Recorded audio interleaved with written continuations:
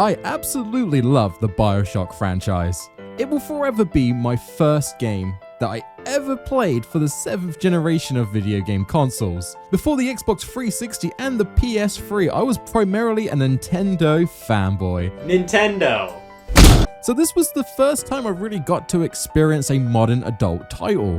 And I have never been so in love with a world and narrative as much as I did with Rapture.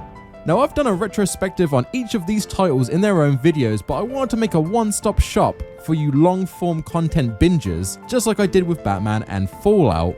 Now, I will warn you, Bioshock 1 was my first ever video I'd ever made on the channel, so it's rough around the edges for sure, so bear that in mind when you're watching, but it is kind of fascinating to see my content, I don't know, improve? I mean, that's in my own opinion, so let me know if you think that's the case throughout this series. So without further ado, would you kindly sit back and get comfy as we dive into Bioshock 1, Bioshock 2, and Bioshock Infinite and see if these games were really that good. Okay guys, we have a problem. 97% of you guys are not subscribed to the channel. Oh, come on, Terry, lighten up. What are you screaming at? Stay with us, cousin! What's wrong? Don't you like me? Please keep in mind that if you find this video slightly above dumpster fire trash, you can seriously help support the channel by hitting the funny button that releases the good feeling in my brain. Yeah, that one, just right there, just click it. Thank you so much. Now on to the video. I chose something different. I chose the impossible. I chose Rapture.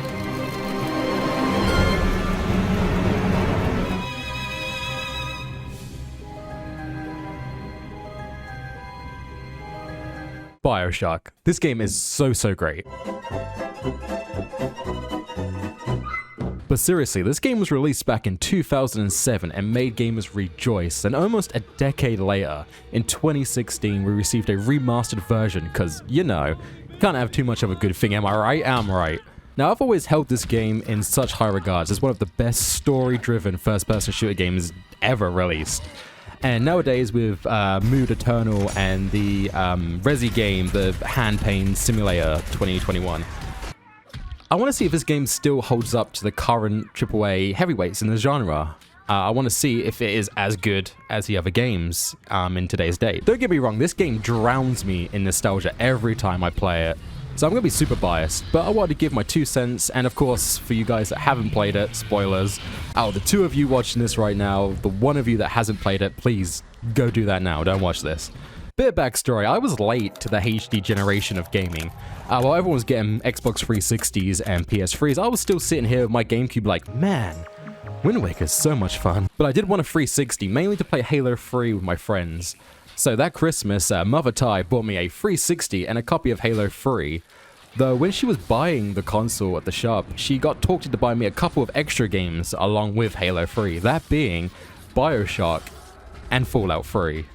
Like I said, I was late to this generation. But to that sales rep, if you're still out there, dude, you are doing God's work. Let's just say that Christmas, I lost my shit. But anyway, I'm getting off topic. Does this game hold up? Let's dive in and take a look.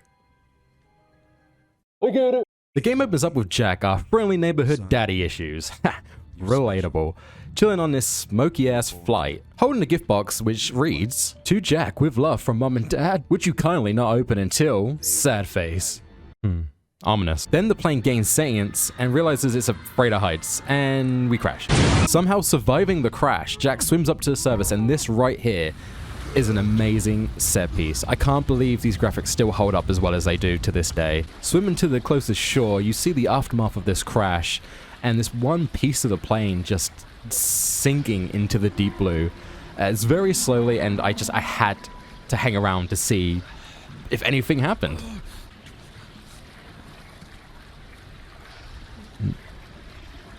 Nothing happened.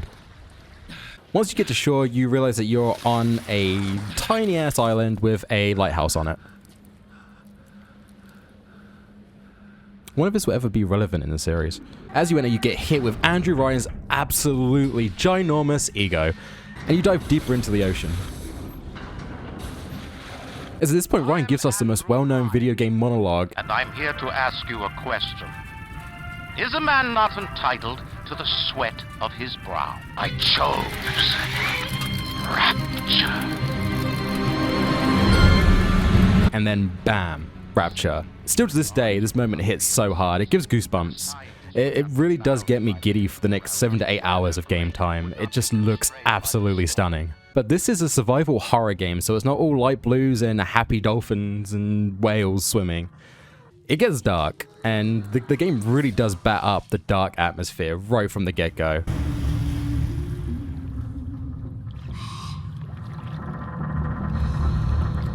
Is it someone new?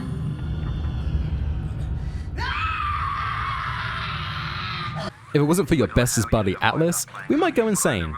Never change, bestest buddy. I'm Atlas, and I aim to keep you alive. Now keep on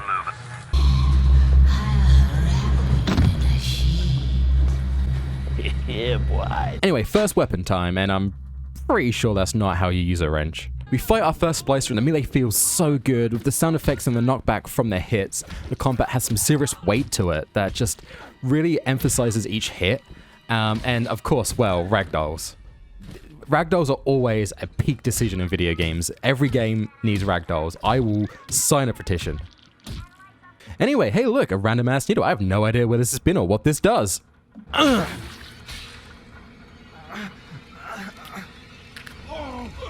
now. Your genetic code is being rewritten. Just hold on and everything will be fine.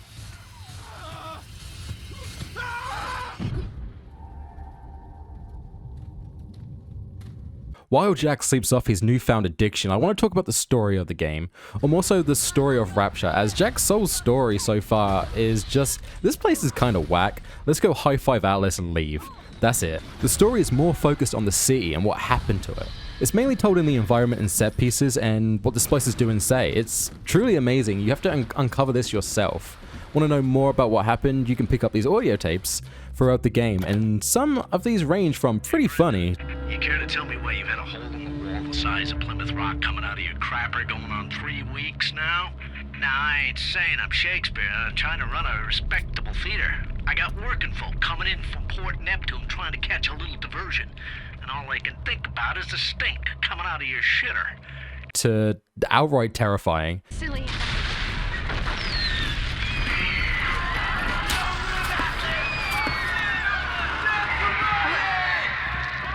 What happened? I'm bleeding. Oh God. What's happening?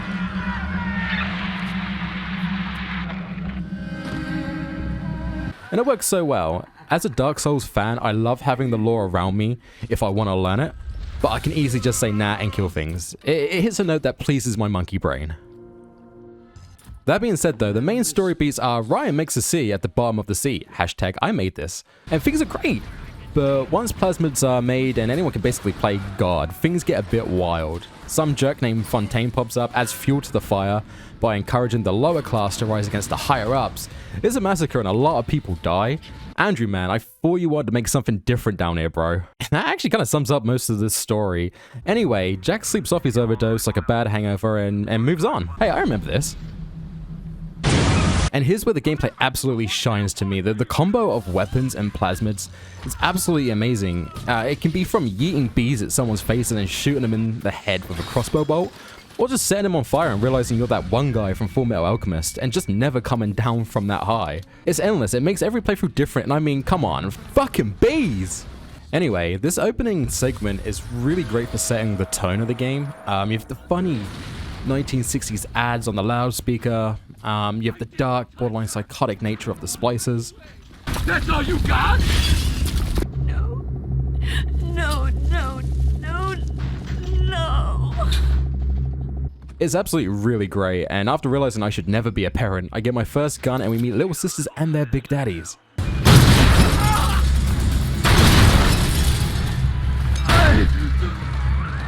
the big daddy. She got it out of... Yeah, hard pass on that. After the biggest nope in history, finally Andrew Ryan gives us a Zoom call. Ryan, you're a dick. we head over to the next area, which is the medical ward. It's here where the game really stops holding your hand. You literally have to defend for yourself now. Right off the bat, we do find a little robo buddy that we can hack. And this minigame has some contention. It's basically Pipe Dream, and it's harmless. It fits the theme, and I give it a meh. One quick hack down, and we own a robo buddy to help us fight baddies. I'ma call you Terry.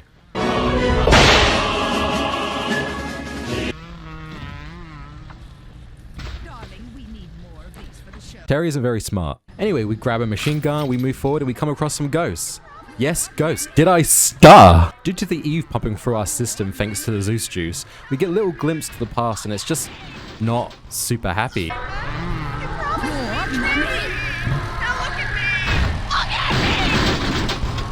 Now these are few and far between, but sometimes they do get pretty messed up. What are you doing? What are you doing? No, don't, please. I loved you, don't, please, no. Also, update, Terry is still useless.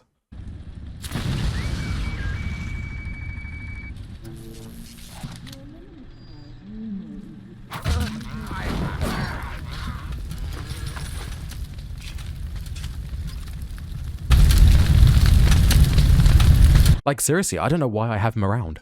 Moving along, I shit my pants.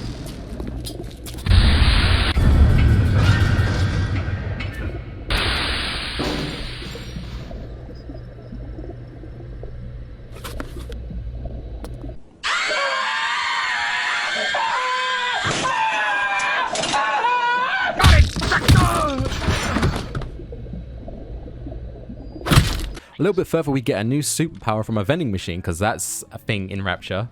Telekinesis, and I think Terry needs some attention. I decided to play a little bit of catch with him with my newfound skills.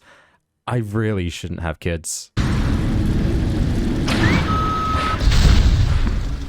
Once I'd mourned my robo child, I head over to Steinman, this guy who really likes changing people's appearance. What can I do with this one, Aphrodite? She won't stay still! I want to make them beautiful, but they always turn out wrong! After receiving the most damage I've had so far in this game. An intruder! He's ugly! Ugly! Ugly! We came as fast as we could. We heard a little girl got seriously burned. We beat him up and move on. Moving forward, we find a little sister who hasn't got her daddy to defend her. God, just saying this is going to get me cancelled. What the fuck? This game is weird. And we meet Dr. Tenenbaum. Now, this is the moral choice of the game, and I don't know if it's just me and the games I played at a young age, but this in Fallout 3 really got the morality system down pat. Most games try to do this, and it just doesn't work out the same. It's either a scripted choice or a choice that has no consequence, but pretends it's the most important thing and characters will remember this. It just seems like they dropped the ball when they first got this right. In short, you'll find a little sister who you can either harvest and secure buckets of Adam, which you use to upgrade your character, or you can save her for a very teensy tiny amount of Adam, but securing your place in heaven beside Terry the robot, which sounds good to me. Right after that little sister encounter, and Tenenbaum's like, yo, thanks, you didn't kill my kid, that's awesome. We find another little sister, but this time she's bringing her hype man, and he is pissed. These fights are very difficult, especially early game, and after an epic shonen style fight, we get the moral question again, are we naughty or nice? Dude, I hate coal. Nice it is. Then we take a bathysphere to Neptune's Bounty, which is basically the fish market area. Now this is where we get the main beats of the gameplay throughout our 7 to 8 hour campaign. New area, sus dude, random errand, boss fight. Don't get me wrong, searching these new areas is very atmospheric, and they do throw new weapons, plasmids, and enemies throughout these, but they do get kind of samey, but the atmosphere is brilliant. The set pieces are amazing, be it a doctor's surgery, a fishery, docks, greenhouse area, market district, Le Fitter, factory, upper and lower class living. One of my favorites is actually Fort Frolic. It's the theater-esque area. It's just so pleasant to look at. I'm a big fan of purple, and this just, it does stuff to me. It's great. The sus dude in this area is an absolute riot. You get the best weapon in the game in my opinion, motherfucking crossbow. And the music. Throughout the game we have plenty of ambience tracks playing, but here we get some quality gems. For instance, this theme that plays as you try to leave Fort Frolic, it's called Cohen is Lurking, and it slaps hard. It's definitely my favorite piece of the game. Atlas Ryan, Atlas Ryan, da da da da da da da. Time. Of course, we get a lot of 1960 songs thrown in throughout. It just seems like most jukeboxes are afraid of getting DMCA'd, and I can relate. Papa loves mambo. Mama loves mambo, loves mambo. Anyway, moving forward, we hit the factory area. It's here where Andrew Ryan and Atlas start getting very talkative. Like, Atlas is constantly telling you how bad Ryan is. Ryan's constantly saying how much he hates you. It's just a mess. Like, Andrew Ryan's comments all the time, he's just constantly talking down to you. Like, if I lived here and had this guy talking non-stop in this city, I'd go a little bit splicer as well. Anyway, moving on, we build a motherfucking bomb, fire a bunch of splicers, and then bam. Oh no. The game all but tells us this story, and this moment here where you drop out of an event is just bam, here you go, exposition. You could just walk out this room quickly, not even pay any attention to it. You think it's just a set piece, not bothering, you move on. But yeah, it turns out we are that illegitimate love baby that Andrew Ryan had, and we are all kinds of fucked up. Turns out as a baby we were implanted with something, and we do whatever we're told when the words "would you kindly" are uttered. I told you, we're fucked up and we have daddy issues. This is a game for me. Anyway, we rebel against Daddy Dearest. And our best buddy, Atlas, turns out to be... Anyway, we escape, we meet Tenenbaum, and we need to figure out a way to fix the something wrong with our baby brain. So we stop doing as we're told. Because if we're going to rebel, we've got to do it right. I like this section as well, because it does show through the little girls the path that you've chosen throughout the game. Whether you're being the savior and all-around cool guy, or the douche that just has this weird addiction thing with Adam. Like, it's really cool. They do react. They either hate you or love you. But this is, again, kind of like when the morale system doesn't work. Because even if we had been killing these kids all the way up to this point, there would be some here to save us, and Tenenbaum would still ask us to help. Which doesn't make much sense from a character point of view, but... Rapture's fucked up, so meh. We move on and we get the first part of the cure. Now this first part, though, takes away some of the effects that Atlas has on us. Oh, sorry, Fontaine. But this part of the cure does mess up our plasmids, which will start to change every few minutes, which is kind of interesting. It adds a bit of suspense to this bit of gameplay when we're heading over from the higher up section to the lower class citizens section. It makes you feel like you're in a rush. You're not. And sometimes you actually get better plasmids than you had before. It's completely random. And it kind of just adds to the gameplay. You try out new things. You're like, oh, this plasmid's actually kind of pretty cool. And you move on. Anyway, we get the second part of the cure and we head off to face Fontaine. And dude, he is swole. After a quick little trace, he gets away, and Tenenbaum isn't too pleased about that. Come to you and Frau Kraut. Keep on coming, and Rapture's a fish tank. Shite! You let him get away. What? Anyway, this door's locked, so let's go become Big Daddy. Yes, a Big Daddy. Did I stutter? This bit's kind of annoying. You find a few pieces just exploring and getting your little sisters and everything like you would do in every area. But I don't know if it's just me, but there's always one piece. It's usually the boots for me, but this time it was the helmet. I could not find it. I spent hours searching for that last piece. The first time I actually used the map was here. I didn't even know we had one up to this point. But using the map, I found an area that I hadn't checked before. Bam, got the helmet. Not great, but whatever. The map's there, probably for this reason alone. And this is where the game falls apart for me. Next section is, did anyone say escort mission?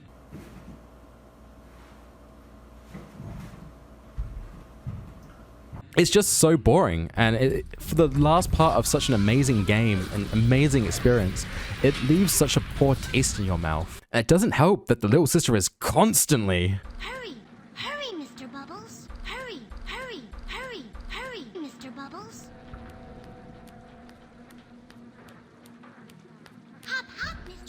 Before we move on, I will give you a pro strategy. Don't spend all your Adam before this last section, before you do the escort mission. Make sure you have 160 left over, because there is one more health and Eve upgrade in this area. You're not going to need it, but it is an achievement to get all of them, so make sure you've got 160 left over. You don't get any more in this area, so yeah.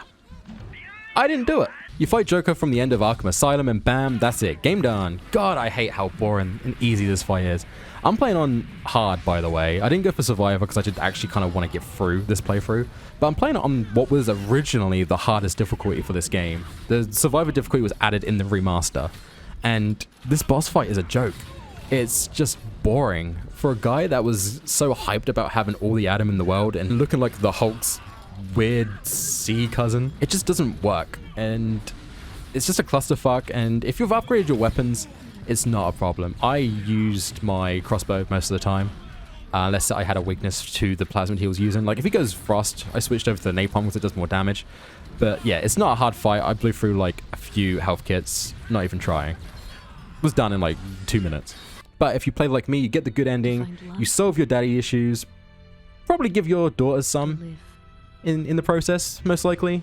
I mean, you sound like a big daddy, so like, I mean, she's getting married. What's your speech like? And then you die, and apparently is happy. You finally got the family you always wanted, even though you're a kind of test tube baby, not really Andrew Ryan's son, heir to Rapture. It's kind of a mess, but it's pleasant. If you go bad, though, you just take over the world. That's literally it. Take the key, you become king of Rapture. You basically do what Fontaine was doing. You send splices out in the world, and you take it over. GG, easy. And that's Bioshock. Other than that last hour of game time, it's truly one of the best survival horror games I've ever played. And holds up so well. I don't think a game will ever beat this. Even its sequel doesn't come close, in my opinion. But that's definitely my opinion. So does this game hold up in 2021?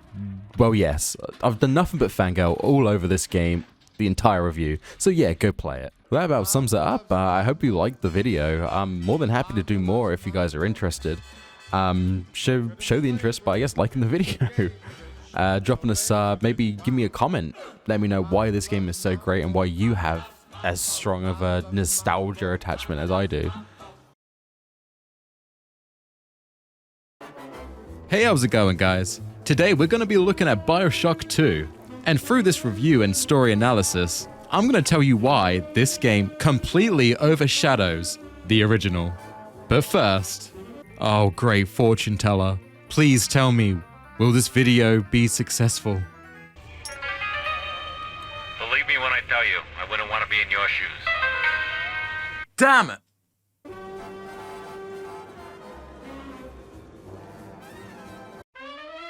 Bioshock, what a game. Like I mentioned in the previous review for Bioshock 1, thank you guys so much for the support. You have been amazing. Mwah. The game defined a generation during the Xbox 360 and the PS3 era of games. But with that story having such a neatly tied bow ending, and many of the main casts that we grew to love and hate like Andrew Ryan and Frank Fontaine taking a bullet or a double bogey, how can the sequel match up? Well, many of us back in 2010 assumed we'll be going back in time for more of a prequel than sequel, to see Rapture more as it starts to fall before the climax of the Civil War between Andrew Ryan and Frank, who at this time were dick measuring to see who could piss all over Rapture back in 1960. But instead, this is a sequel through and through which continues the story 8 years after we stick it to Frank.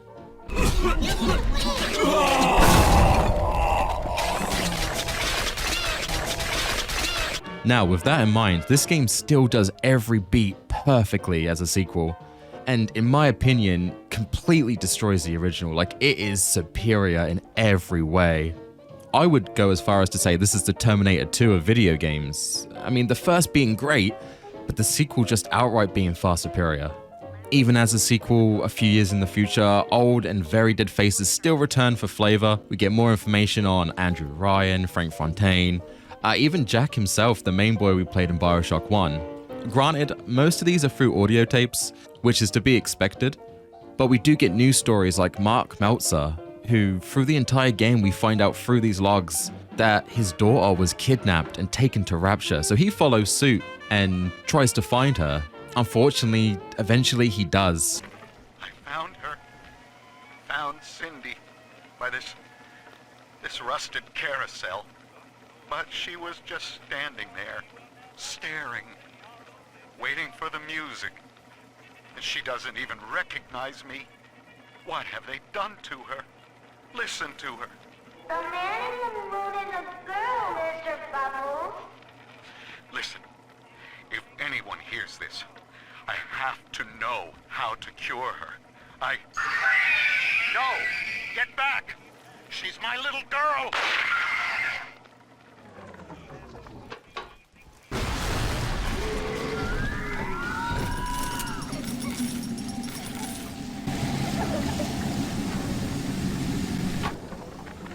Ask yourself, Mr. Meltzer, is it better to be summarily executed as an outsider caught within these grounds, or to be united not just with your daughter Cindy, but with the Rapture family as well?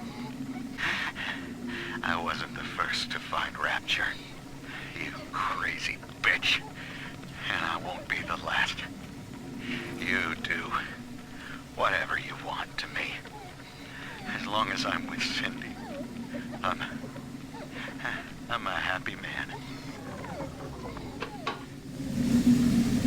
Going to put this in the Made Me Feel Something folder.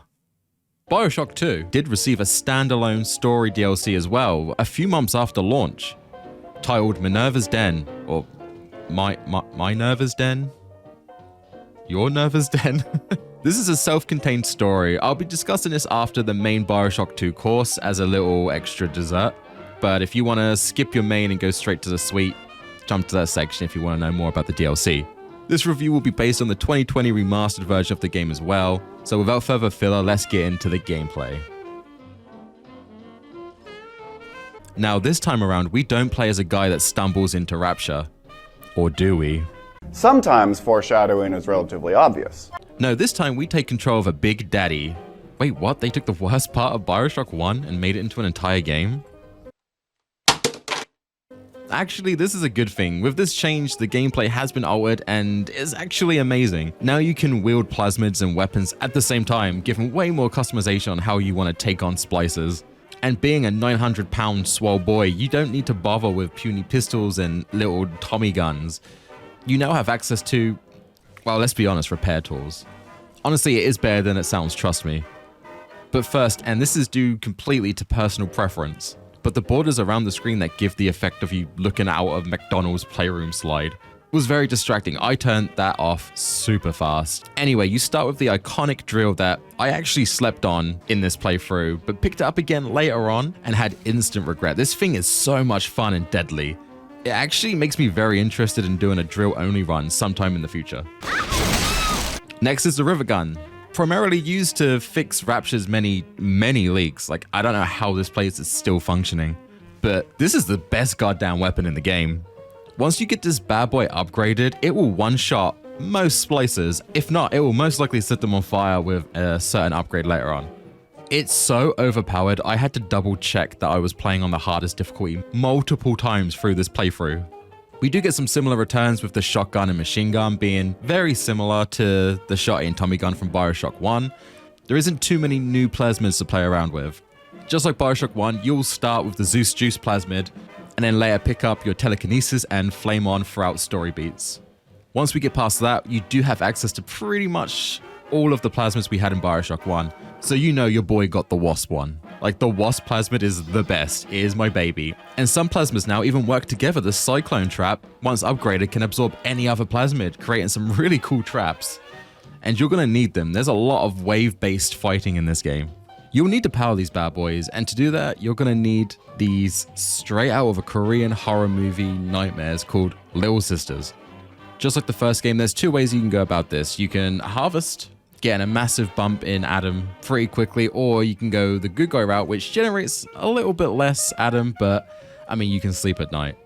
But also, being a big daddy, we can now adopt the little sister. Doing this allows us to go around the area collecting Adam from corpses.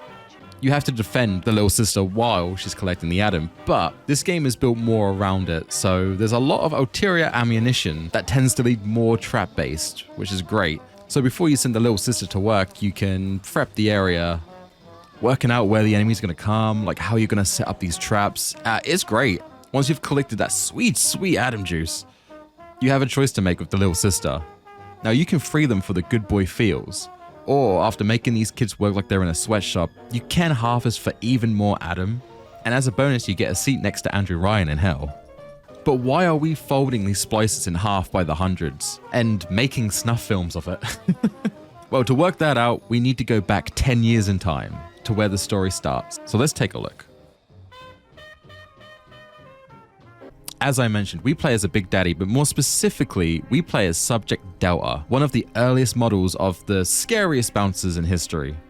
Unlike the newer gen ones we fight in Bioshock 1, these guys have a more human aesthetic. Well, maybe more phallic aesthetic. Just saying, if a Delta series stood behind two of the next gen models, YouTube might get a little bit anxious.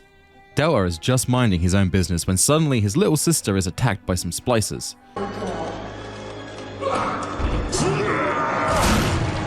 You want some, big guy?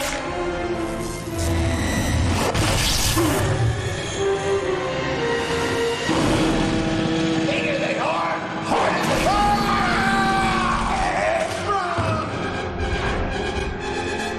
For Delta, this is easily de-escalated till one of these guys pussies out and pulls out a hypnotized Big Daddy plasmid, putting us in a timeout. This is where we get introduced to our big bad of the game, Sophia Lamb, who gives off Andrew Ryan vibes almost instantly out of the gate. There we are. He's perfectly safe now. This is not your daughter. Do you understand? Her name is Eleanor, and she is mine. Good job, girl. Sophia politely asked Delta to speedrun the bad ending of the game. Now, kneel, please. Remove your helmet.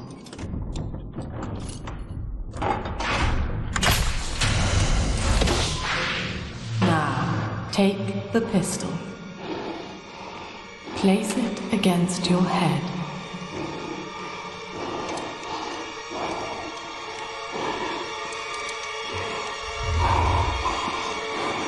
Fire.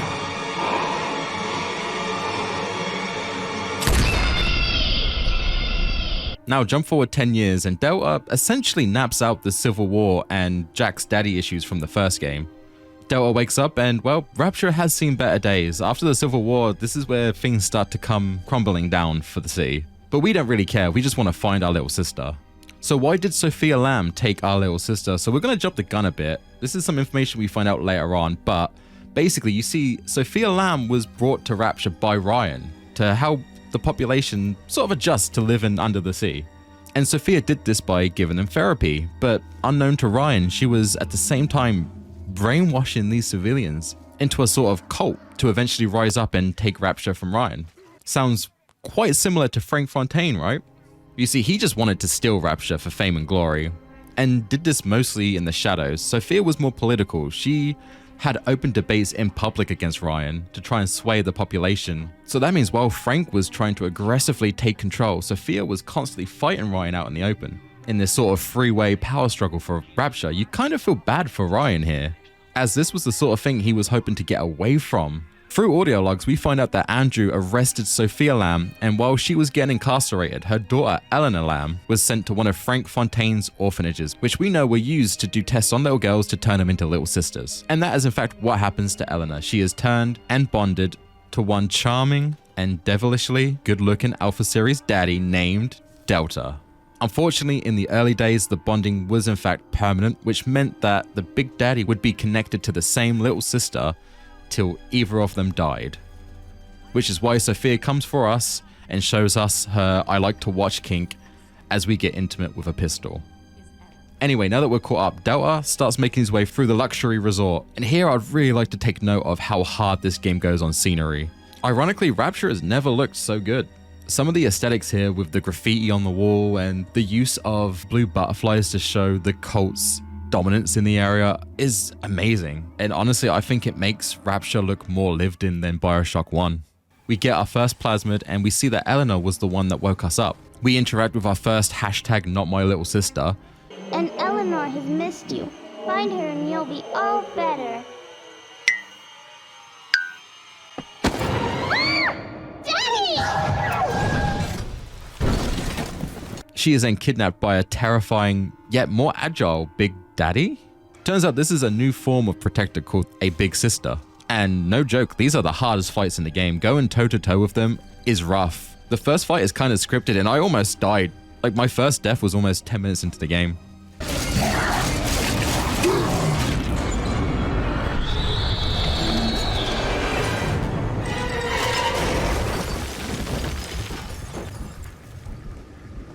After an intense fight, the Big Sister decides it's a little humid in here, so decides to open a window.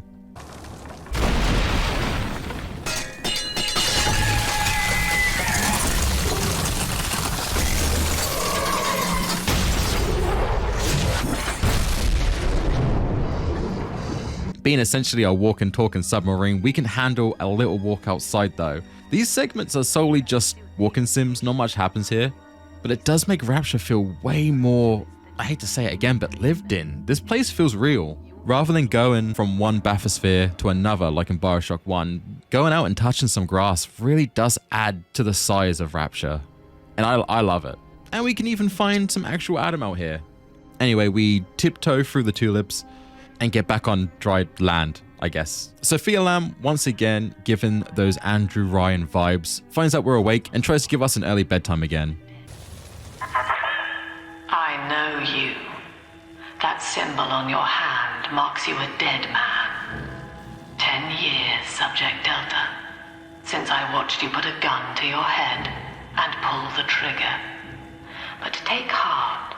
Out of your pain, paradise was born. I don't know how you survived, but your suffering is over now. These men will ease your burden.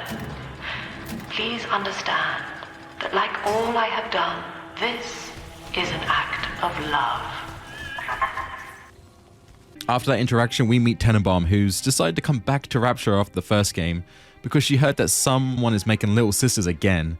This is a bit part. She leaves immediately after you save her from some splicers, but it was a nice touch. It's good to see an old friendly face, even if she's still trying to make right the terrible things she did to these little girls. Tenenbaum encourages us to go meet Sinclair at Ryan Amusements, who gives off some Atlas vibes. I have my eye on you, Sinclair. Well, look at you. A bona fide knight in armor, complete with iron horse. The name's Augustus Sinclair, sport, Esquire. We jump on a monorail and unfortunately our progress gets halted by a random ass ice block. So Sinclair recommends us going to get the flame plasmid, but says we'll need the atom to do this, which means finding more #NotMyLittleSister. So the amusement park. This is an amazing first level. I was worried after the locations we had in Bioshock 1, the developers would not really have any new locations and it would just follow the same beats as the original, but the amusement park is so original and even has a fully length ride section, which provides more of our boy Andrew Ryan telling us why it's great to be in Rapture and why civilization is terrible up on the surface. And honestly, after looking at some of these visuals, you can't help but agree with the man. On the surface, your parents sought a private life, using their great talents to provide for you. They learned to twist the lies of church and government, believing themselves masters of the system. But the parasites said, no, the child has a duty. He will go to war and die for the nation. Before we move on, it would be best to pay our respects to Andrew Ryan.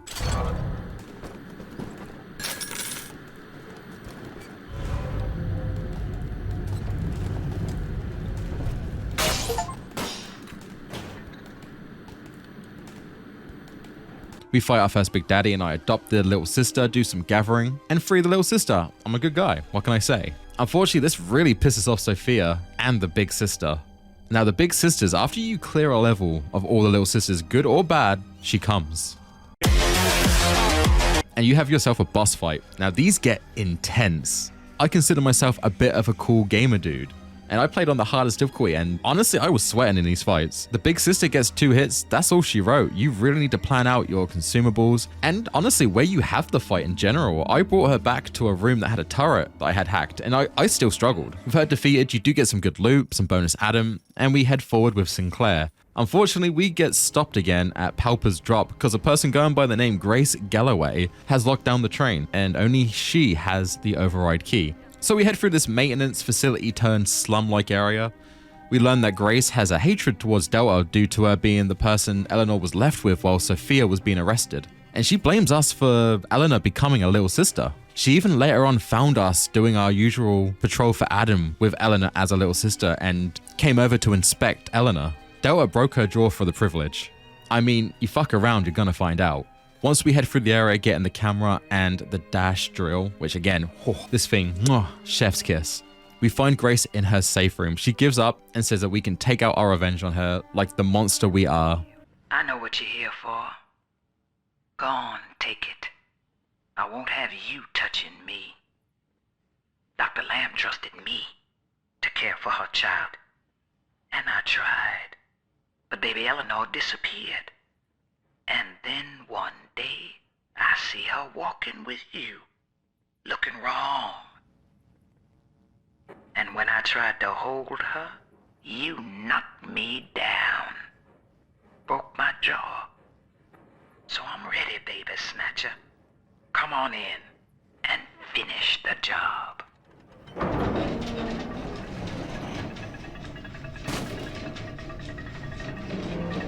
Now here is where you get another choice in the game. The karma system's not just tied to the little sisters for the endings.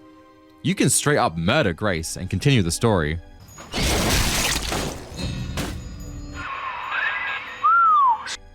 But I mean, if you do that, you're kind of proving her right. Or you can take the keycard and leave, which I found very interesting as Grace slowly realizes that she was the one who was wrong and starts to realize she's way more accountable for her part in Eleanor's tragic story than she thought. You had me under a gun, yet you just walk away? No monster alive turns the other cheek. No monster does that. A thinking man does that. It's brilliant. And though I'm playing this game as a good boy, you do quickly realize that Grace isn't a monster. She was just misinformed. And let's be honest, that doesn't warrant a death sentence unless you are a monster. Moments like these are great storytelling. I absolutely loved this. I feel like Bioshock 1 was an amazing story, but it didn't quite have this depth between characters. And it's not audio logs. We met Grace. Grace is in the area with us. She's dealing with Rapture at the same time as we are. There's something more real about that. Anyway, we peace out the slums and we move on to Siren Alley, where we next meet Simon Wales. Hear me, O ye who would murder the Lamb of God. Ye shall never reach her garden.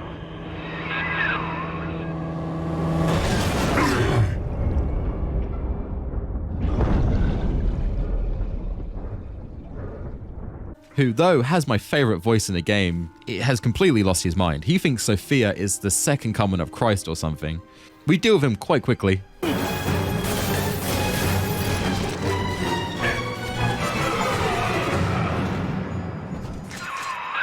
Pump control ought to be in the back.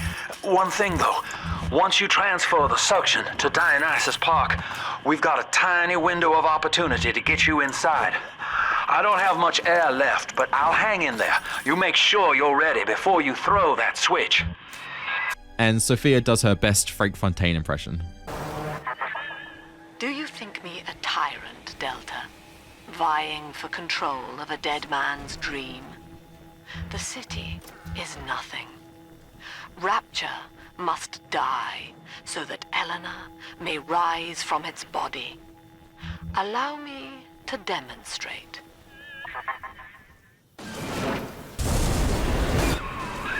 Lamb's overloading the pumps. The place is coming down. Get to Dionysus Park. We then get held up again by a new face, Stanley Pohl. Okay, so dead men tell no tales, right? Wrong. See, with Adam involved, every stiff's got a story. And Lamb? knows how to read it. If that stuff makes it back to her, I'm an obituary. So, I want you to take the story of Dionysus Park and bury it. Get rid of the little sisters for me. Your way. Do that, and I'll unlock the station here. Scout's honor. Being a little sussy bucker there, Stanley. Unbeknownst to him, Eleanor gives us the power to see the memories in the Atom, and with each little sister saved, we see that Stanley not only drowned everyone in this park, but did it because it was his fault Eleanor got taken to the orphanage and became a little sister. And he's been trying to hide this information for years from Lamb.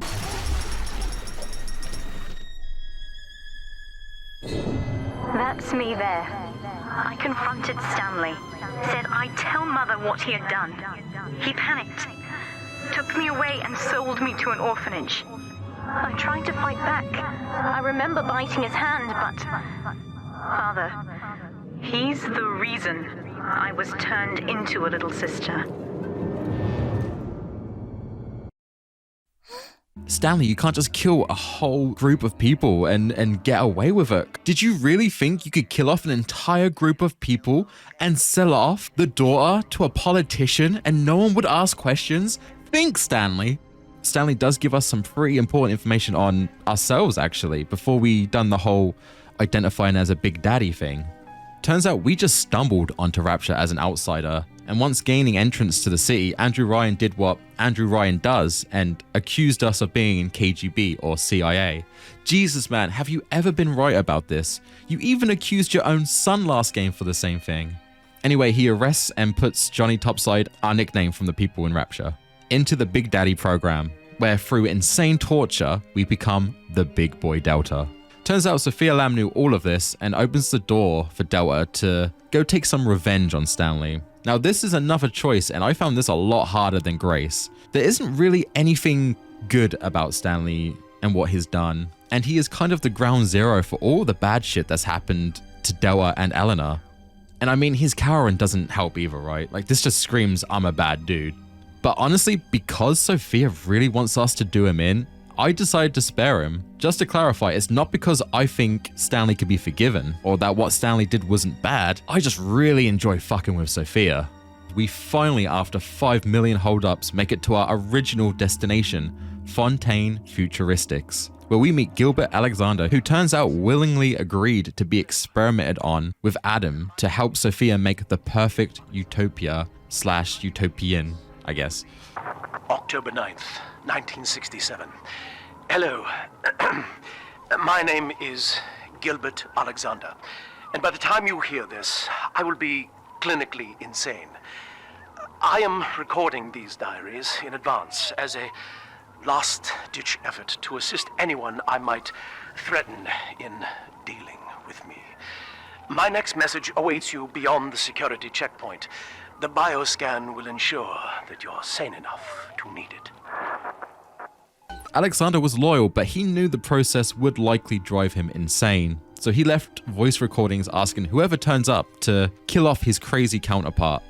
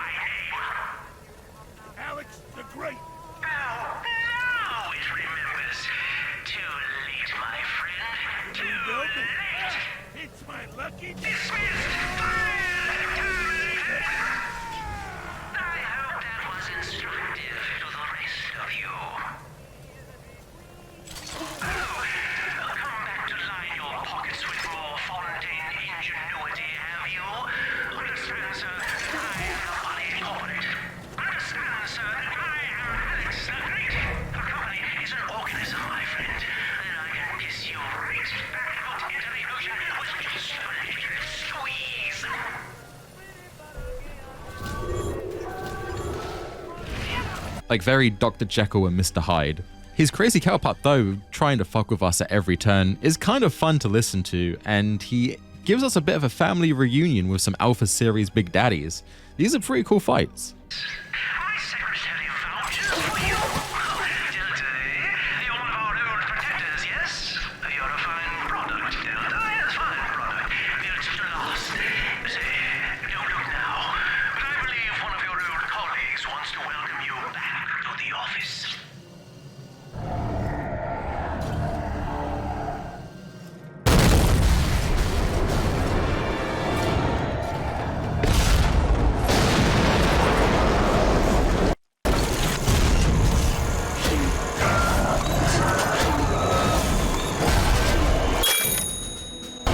Unfortunately, at this point, I'm so decked out on Adam, I'm practically Frank Fontaine at the end of Bioshock. With this being one of Frank Fontaine's many corporations, we get to hear a lot about his story before Bioshock 1. One of my favorite tapes here is actually in his office, where he goes on about how he wants to take out Andrew Ryan, like he always does, but kind of shows his transformation and him kind of like testing out his accent for who we know as Atlas from the first game. Every time Ryan turns up the heat, I know I'm a little bit closer to beating him at his own game. But now the game's changing. Ryan's boys are coming in heavy, looking to knock down my door and take what's mine. Like this is the first time I had to dodge a bullet. They're coming to my house expecting a show, but they're gonna get a disappearing act. Say goodbye to Fontaine, and hello to Atlas. We head deep down into the facility and we find Alexander's crazy half. And here comes your choice yet again. Once you have the key to move on, you can either honor old Alexander's wishes to kill off his crazy counterpart, or you can listen to the crazy Alexander who's pleading for his life. I decided to kill our crazy Alexander, as not only was he a dick to me the entire level, it felt more like a mercy killing, like Alexander originally wanted us to do. You don't have to kill me, Delta. I'm sorry. Oh, please. I will go outside. I will live outside.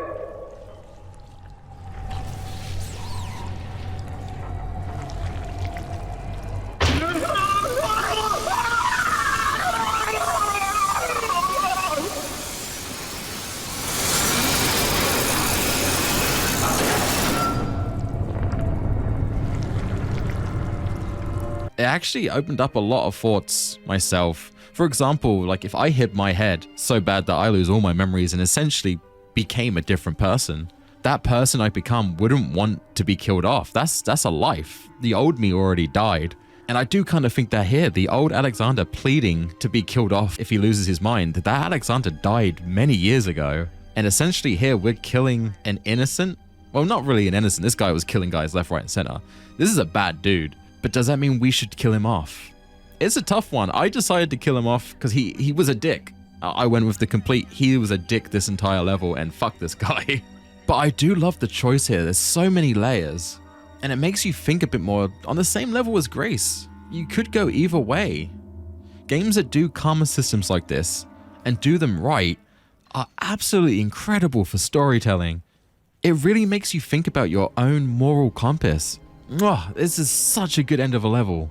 We take Axe's key and we save the last little sister of the game and head on to Persephone. Dude, why do I struggle with these area names so bad? To finally meet up with Eleanor and Sophia. We arrive and instantly get thrown into a fight with two big sisters. You're coming off a little bit desperate here, Sophia. Which is a tough fight, but essentially we were right, as her last plan was to make Eleanor's heart stop, essentially killing her to kill off Delta and sever their connection. Like as we said before, these old big daddies can't live without the little sister they're bonded to. Without them, they just turn off.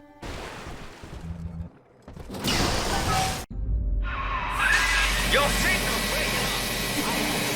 here, I think.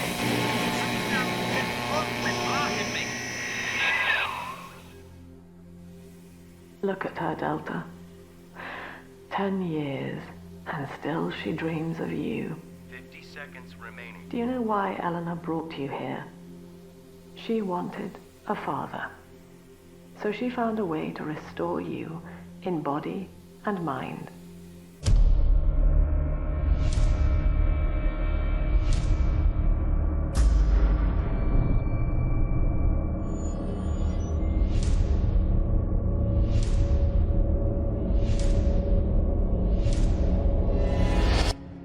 And she has been watching you ever since, exalting your every act as gospel.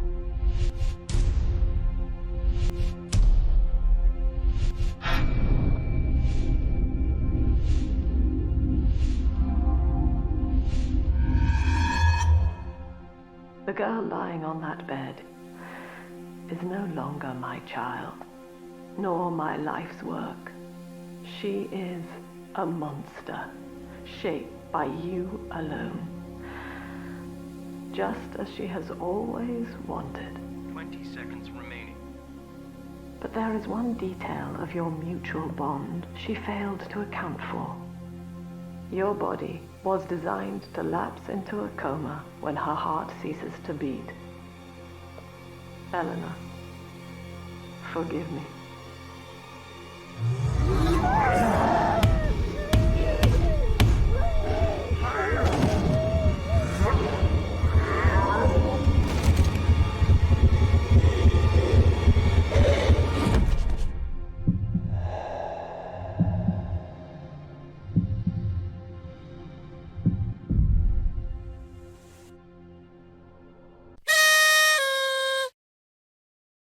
Luckily, this isn't an instant process, and Sophia has to lock Doubter up so he can slowly curl up and die. But Eleanor wants to change the narrative, and is understandably pissed at her mother trying to move like that. Rapture family dinners will never be the same again. Eleanor gives Doubter control of her little sister, and this is probably the coolest bit of lore we will ever get. So why are the little sisters so chipper all the time, and happy to go about their day vaccinating the dead in this hellhole? Well, that's not what they see. They essentially see Rapture how I assume Ryan sees Rapture. Not riddled with damp mold, but clean, golden. Everything has this otherworldly, heavenly vibe. Even the blood is shown by rose petals. And what makes this hit so hard is the occasional glimpses we get back to reality.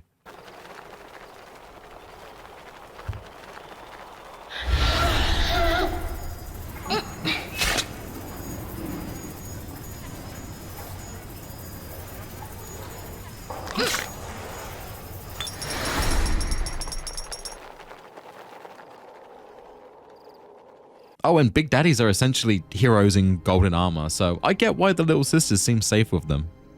Anyway, Eleanor's fit is mid, and we get her a dope-ass big sister cosplay. Now here is where we start to see our choices throughout the game start to take effect.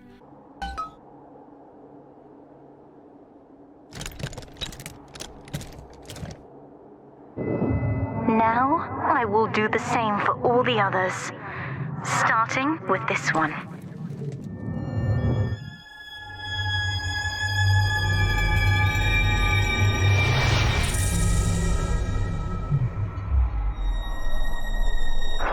We've done it, Father. I'll be there soon.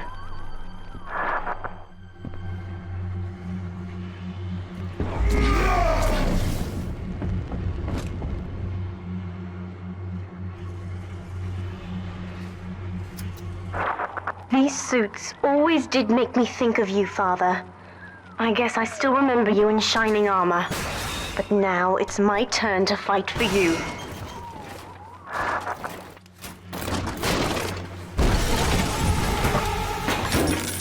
Oh yeah, it wasn't to benefit us or guide us. It wasn't about keeping Doubter on the right or wrong path. It was to show Eleanor, who this whole time has been watching through us and seeing the decisions we make. She wants to follow in our footsteps. So if you are a bad guy or a bit of a dick, Eleanor becomes a bit of a dick and will harvest the little sister. Seems that we were pretty good. She does what we do and saves the little sister. This is great. Again, this is such a good twist on the narrative. You don't see this coming. You assume the choices you're making will likely give you the good boy or bad boy ending. But no, you get to see the effect in real time. You sort of stew in your choices you've made on the journey. A-star work. These devs, my god. My only criticism would be not having more choices throughout the story. Anyway, you remember Sinclair, right? I haven't mentioned him much, but he's been with us on the entire journey, mostly in the back, probably at the bar on the train. He chimes in now and then with updates on the objective and gives us the occasional flavor text to our choices, but essentially he's just waiting for us to find our little sister so we can use his ship to vacate the premises. Well, unfortunately, Sophia got to him first and turned him into a big daddy. Don't you recognize Sinclair, Delta? Now he is what you should have been. One final Alpha series, ready to die for the family. As Persephone's former owner, he is the ideal man to put you back in your cage. Mother's controlling Sinclair, Father, and he's got the master key. Catch him! Now, going through the audio logs, this process takes months to achieve, and it's some insane torture. I don't know how she did this in a matter of minutes in this dump, but alright, whatever. She can just do that now. We give chase to Sinclair. Sophia is controlling him, and occasionally he does break through just to make us kind of feel bad. Kid, I'm sorry. I've locked you in here. Lamb's making me dance on her goddamn strings. I can't stop. You're gonna have to break in here and put me down. Wish there was another way, but I'd rather die a man than live like this. God, he's right, Father. Mother's betting you'll die in here, or that I'll abandon you before the bombs detonate. We can't save Sinclair now. We need that key from him. Find the code to the watchtower, or work out a way to draw him out. He begs us to kill him and take his ship and get the fuck out of this place. And that's what we do. And it hurts, man. This, again, into the feels folder. When I first played this game, I was so ready for him to betray us. I thought, you know what? I don't care that Sinclair's kind of charismatic and he's helping us out. He is a bad guy and I'm ready for it. And I think that's what they intend. You go the whole game kind of not giving him the benefit of the doubt. And then he does this massive sacrifice for us. It hurts, man. We goodnight sweet Prince Sinclair and free all the little sisters to help us boil away the water so we can get to Sinclair's ship. I'll wake the children up. They're stronger than they know. With their help, I should be able to boil off the water and get us all out of here. Go on ahead, Father. I'll free them as quickly as I can, just as you showed me.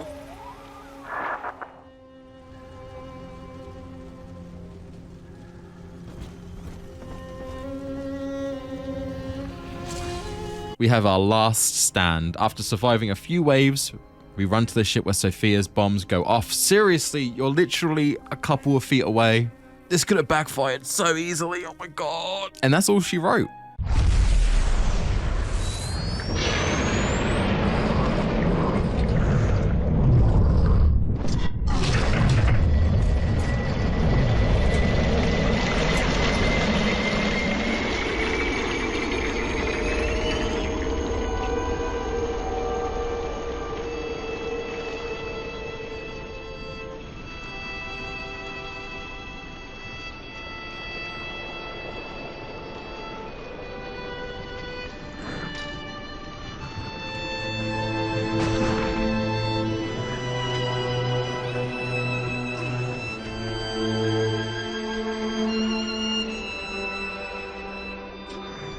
Then, Father, the Rapture dream was over. You taught me that evil is just a word. Under the skin, it's simple pain. For you, mercy was victory. You sacrificed, you endured, and when given the chance, you forgave. Always. Mother believed this world was irredeemable, but she was wrong, Father. We are Utopia, you and I, and in forgiving, we left the door open for her.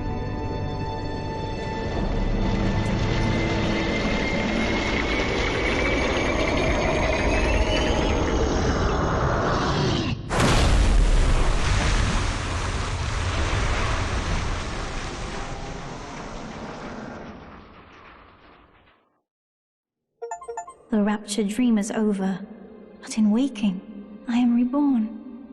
This world is not ready for me, yet here I am. It would be so easy to misjudge them. You are my conscience, Father, and I need you to guide me.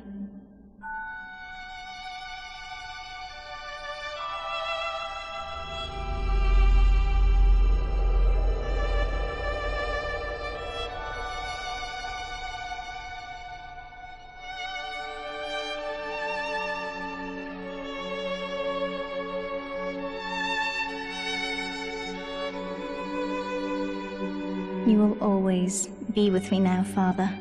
Your memories, your drives. And when I need you, you'll be there on my shoulder, whispering.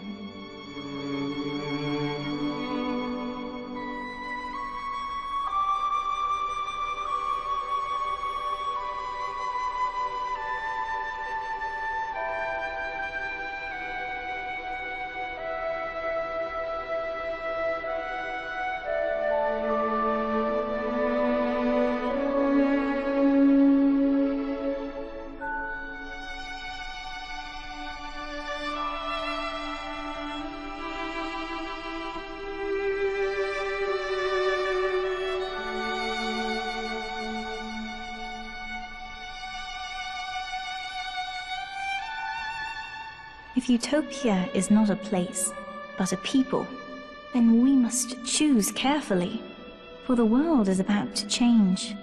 And in our story, Rapture was just the beginning. So Eleanor is safe, and she then absorbs Delta to become sort of like a moral compass for her. Or, if you play it bad, she absorbs Delta to take his Adam, and likely becomes an overpowered killing monster on the surface. Again, I love this direction, because once Sophia cuts off Delta from Eleanor, our fate was sealed. We were going to die regardless what we do. The game is all about Eleanor and how our decisions impact other people, and how easy it is to sway someone else, not as mature as us, on the right or wrong path. It's genius. I have to say it again, but Bioshock 2 is the superior title in my eyes. The gameplay is nothing but improved. We get more of Andrew and Frank via set pieces and audio logs, even though they are out of the picture. Sophia Lamb is a great villain to hate, and the karma choices have so much more weight and thought behind them this time. It's just perfect. Now this is where I would call the end of the video, but we're not done yet. 7 months later, Bioshock 2 Minerva's Den came out, the first bit of DLC. So let's dive into that. Minerva's Den is a standalone DLC that doesn't really conflict with the narrative of the base game. You play as a new reactivated Alpha Series daddy called Sigma Male, and are requested by Charles Milton Porter to go find a big computer that's practically the only thing keeping Rapture running at this point, to get a copy of its code and sort of veto to the surface. Unfortunately, there has to be a big bad, and that's Reed Wall. I think that's how it's pronounced. Anyway, he does his best Sophia Lamb impression. Subject Sigma is approaching Minerva's Den. He must not reach the thinker.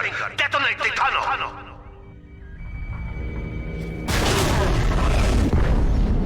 Jesus Christ. It's like you guys don't understand that you're trapped at the bottom of the ocean. Anyway, we're a big daddy, so we shrug it off like it's nothing and we head on in.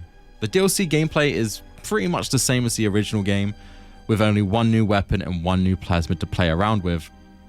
Those being the ion laser weapon that shoots a beam of light, and the gravity well plasmid that just generally fucks anything not nailed down. The plasmid is great fun against waves of enemies, but if you're playing with sentry bots, just avoid using it. It team kills far too often. That said, the upgrades do give it an acid after effect and make the well a kind of trap for the Adam harvest sections, which is pretty useful. I use this quite a lot. Weapon upgrades are no longer bought, you find them.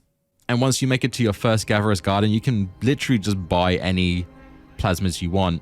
So yeah, instantly on that beekeeping life again. I'm not sure if it was my copy or the fact that I'm running the game on PC, but the low quality textures was a big issue in this DLC, not something I dealt with very much in the base game. It didn't ruin the experience, but it's just something that happened enough that I need to comment on it. The set pieces as well do start to blend together for me. There's a workshop, a staging area, a more futuristic appliances area. They're nice, but most of the DLC just feels like these rooms and then a bunch of corridors. I get it's a DLC, it's budget and time constrained, But after how refreshing the main game was, I was just hoping for a bit more. We start heading to the supercomputer called the Thinker, with Reed constantly trying to hinder us at every turn, spouting on about how the supercomputer has already told him how this will end, and it's all-knowing and we can't help but lose to him. I mean, it would sit better if, while he's saying this shit, his splices were not dying one by one to the same turret I hacked. Do what you will with the girls. Twist your body with Adam. The Thinker's perfect equation accounts for all possibilities. Adam is hiding.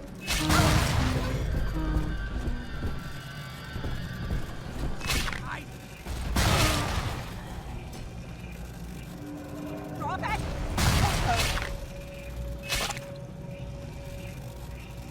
Trying to abscond with my data? If the Thinker is that smart, surely this would not be happening. As we progress, we learn through audio tapes that Porter, the guy who's pushing us to go get this code from the supercomputer, was trying to replicate a consciousness in the computer. Of some guy, I actually forgot his name. But that doesn't matter because Porter had ulterior motives. He wanted to use this technology to bring his wife back, who tragically died during the London Blitz, which kind of sent Porter off the deep end, leading him to find Andrew Ryan and head to Rapture like most people do. No one chooses to go to Rapture because it sounds cool. Most of them are kind of depressed. I guess you have to be to live under the sea.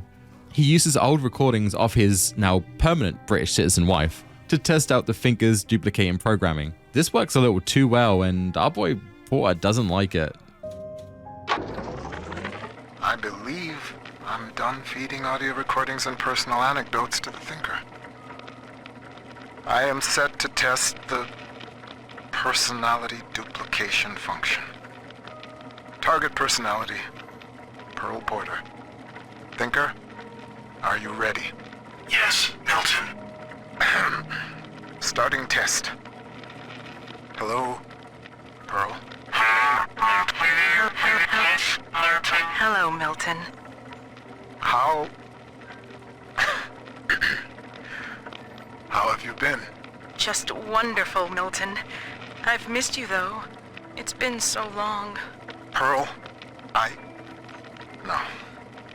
No, this isn't right. It isn't her. Thinker, stop the test.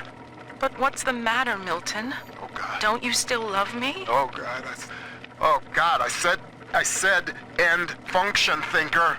Now! It's over. While Porter was using the Thinker to do this more selfish and personal project, Reed wanted to use the computer to create a prediction algorithm to essentially tell the future. This caused the two scientists to butt heads quite a lot. At the same time, Tenenbaum is trying to find a cure for the splicers or anyone affected with Adam. She managed to make a cure for the little sisters, but apparently anything above the age of 6 is just not possible right now. Eventually, Reed gets fed up of Porter and makes a fake audio recording of him swearing allegiance to Sophia Lamb. Now, we know Porter, he would not do this. He was very anti-Sophia Lamb. But we also know Andrew Ryan doesn't take kindly to betrayal, especially when it's not actually true. This leads to Porter getting incarcerated, but before he goes in, he tells the Thinker to find a way out of this sunken city by any means necessary. Get the fuck out. Dip boy, dip. Well, Thinker, Ryan's secret police are on their way. They cooked up some kind of evidence against me. Treason, they say. I've heard what happens to folks who get disappeared, come back as one of those metal daddies. So, I'm leaving you with something to cogitate on in my absence. Inputting Rapture Departure Protocol. Figure a way to get yourself out of this city, Thinker. You've got to live on, no matter what happens to me. You'll find a way.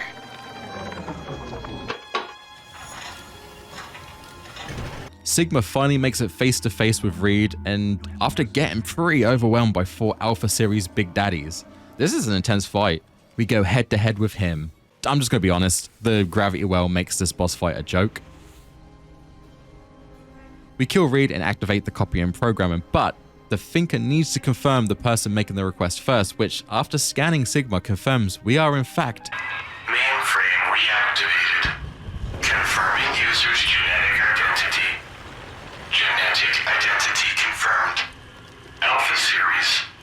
Subject Sigma. Former identity, Charles Milton Porter.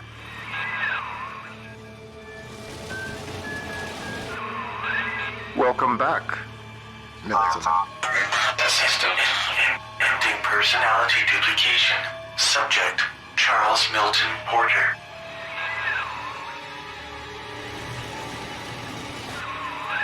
You see now why I let the machine speak for you, Mr. Porter. We needed a voice that would be familiar, comforting, your own. With that copy of the Thinker's programming, we may return to the surface and use it to restore you to the man you once were. Please, collect the printout and meet me at your bathysphere dock. Take your time, Mr. Porter. I will be waiting. You see, after being arrested by Andrew, Porter was put through the Big Daddy experiment because that's... I guess they don't have jail cells. You just, I don't know, you don't pay your taxes in Rapture and you become a Big Daddy. The Thinker decided to wake up Porter as a Big Daddy and use Porter's own voice to guide him here to save the Thinker. Porter said do it by any means. I don't think he was quite planned to be the one to do it, but pretty cool. Thank God we weren't binded to a little sister, or this would have been an issue. I have to really give it to Irrational Games here, because not only was the base game twist so great and not expected compared to the first game, but even the twist in the DLC is utter gold. I think it's better than the base game. Hearing the tale of Porter and how depressing his life had been after Pearl dying, and then find out that the great big splicer killer machine we're playing is him without his memories or voice, it's just so fucking sad, and I love it so much. God. We take a slow walk through Porter's office and see a shrine to his dead wife and find out that Porter was actually quite established. He once rubbed shoulders with my boy, Winston Churchill. Anyway, we exit stage left of Rapture with Tenenbaum because, I mean, why not, right? She's just there most of the time. Cool. Hi. Where they go or what they do on the surface isn't really brought up, but apparently Tenenbaum was able to fix Porter and turn him back into a dude. Cool. I don't see how she was able to do this on the surface. Rapture was so ahead of its time. If she couldn't do it down there, I don't see how she did it up here. There are a few novels to Bioshock. I haven't read them myself. I do want to. Maybe that dives into a bit more, but I'm just going based off the game.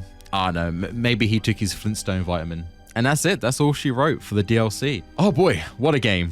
It's 10-hour playtime, 15 if you include Minerva's Den. It's great from start to finish, and though I would always recommend playing the first for story reasons, Bioshock 2 is a far superior title, and is one of my top 5 games I've ever played, and will ever play, most likely. This video's been a lot longer than I'm used to doing. I'm sorry if I bored you.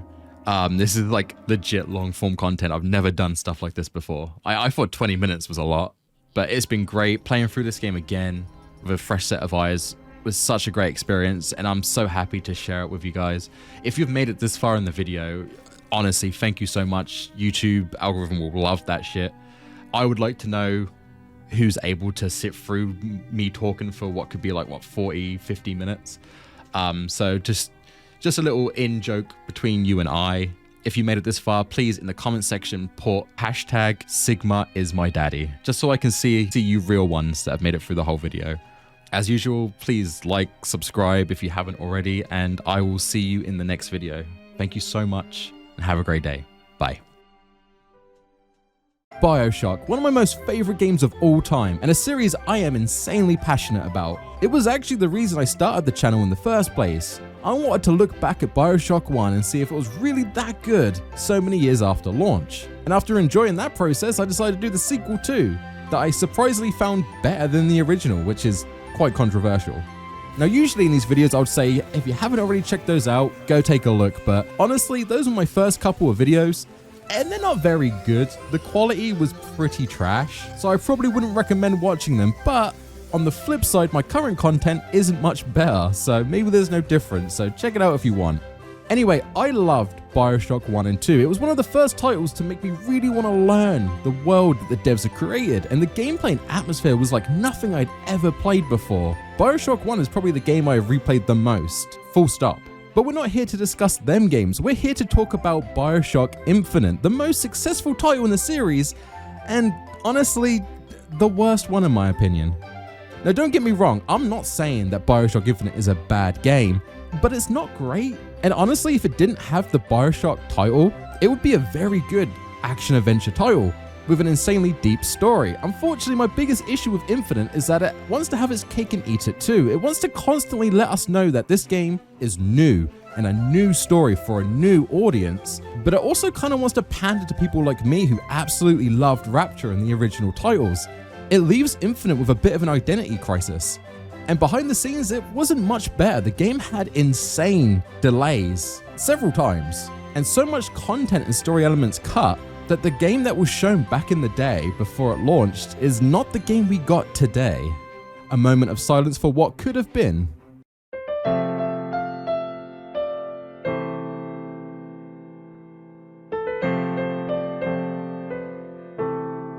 The game was supposed to dive into a multiverse theory and explore that in a Bioshock setting, quite ahead of its time back when it released. Nowadays, sure, we have multiverses in everything, but back in 2013 it wasn't something we were really accustomed to, so it was ambitious to say the least. Unfortunately, like I said, the cut content means it didn't really get explored too well. It's a shame. It could have been a really awesome topic to explore in the game, and it just feels like it was a bit weak in the release title. And with a possible Bioshock movie releasing on Netflix at some point, if they can sort out the funding, I'm really worried this is going to be so bad. Oh god. So like I said, with that on the horizon, I think it's high time to finally finish this franchise and take a look at Bioshock Infinite and see if it was really that good. So unlike Jack and Subject Delta, this time around we play as a not-so-silent protagonist, Booker DeWitt. Everyone knows it. Booker. That's me. A private investigator who likes to gamble almost as much as he likes to cultivate liver disease. He is offered a deal to go to Colombia and retrieve a woman, and if he does this, his debt will be wiped clean. Bring us the girl and wipe away the debt. I'm sure this statement will not get old anytime soon. We head to a lighthouse, and after inputting one of those old school game save passwords, we head to the city in the sky, Colombia. Hallelujah.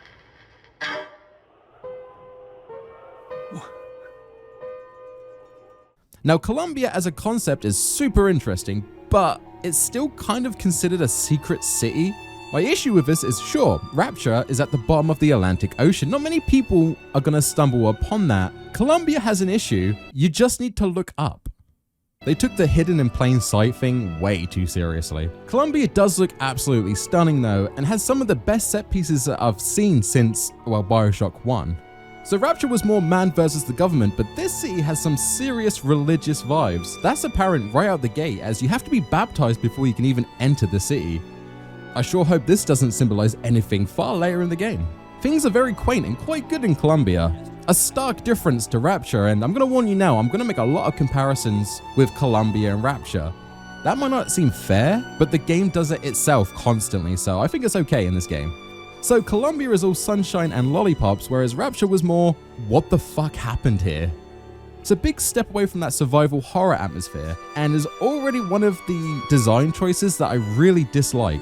I love that horror aspect in Rapture, and though things do get a bit more eerie later on in Colombia, it never really loses this paradise feel, and I unfortunately find that so boring. But the graphics are a massive step up. The character designs and models almost look Disney-esque, and that will become very obvious later on when we meet a certain someone. Our infiltration into the city isn't exactly secret, as the prophet that founded the city, Comstock, foretold of a heretic, us, will most likely appear in the city and kind of fuck shit up. It seems like some sort of festival's going on in Colombia, and after playing with the new plasmids, Vigors, at the fair, we head to the raffle and things start to unravel a little bit. Number 77!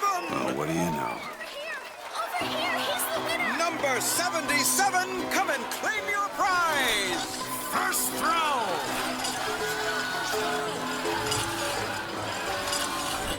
Oh no. It was me! It was all me! Please! Please! Oh no. Please, what are you doing? Come on! Are you gonna throw it?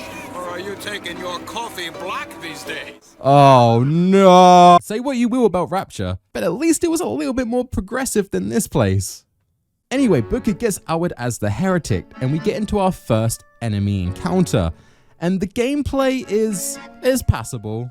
People fall either side of the fence with Infinite, and some really enjoy the combat system with the plasmas, damn it, Vigors, having uses rather than just a standard Eve bar from previous titles. And now instead of having all your guns you collect on your journey, you are now confined to just 2 at a time.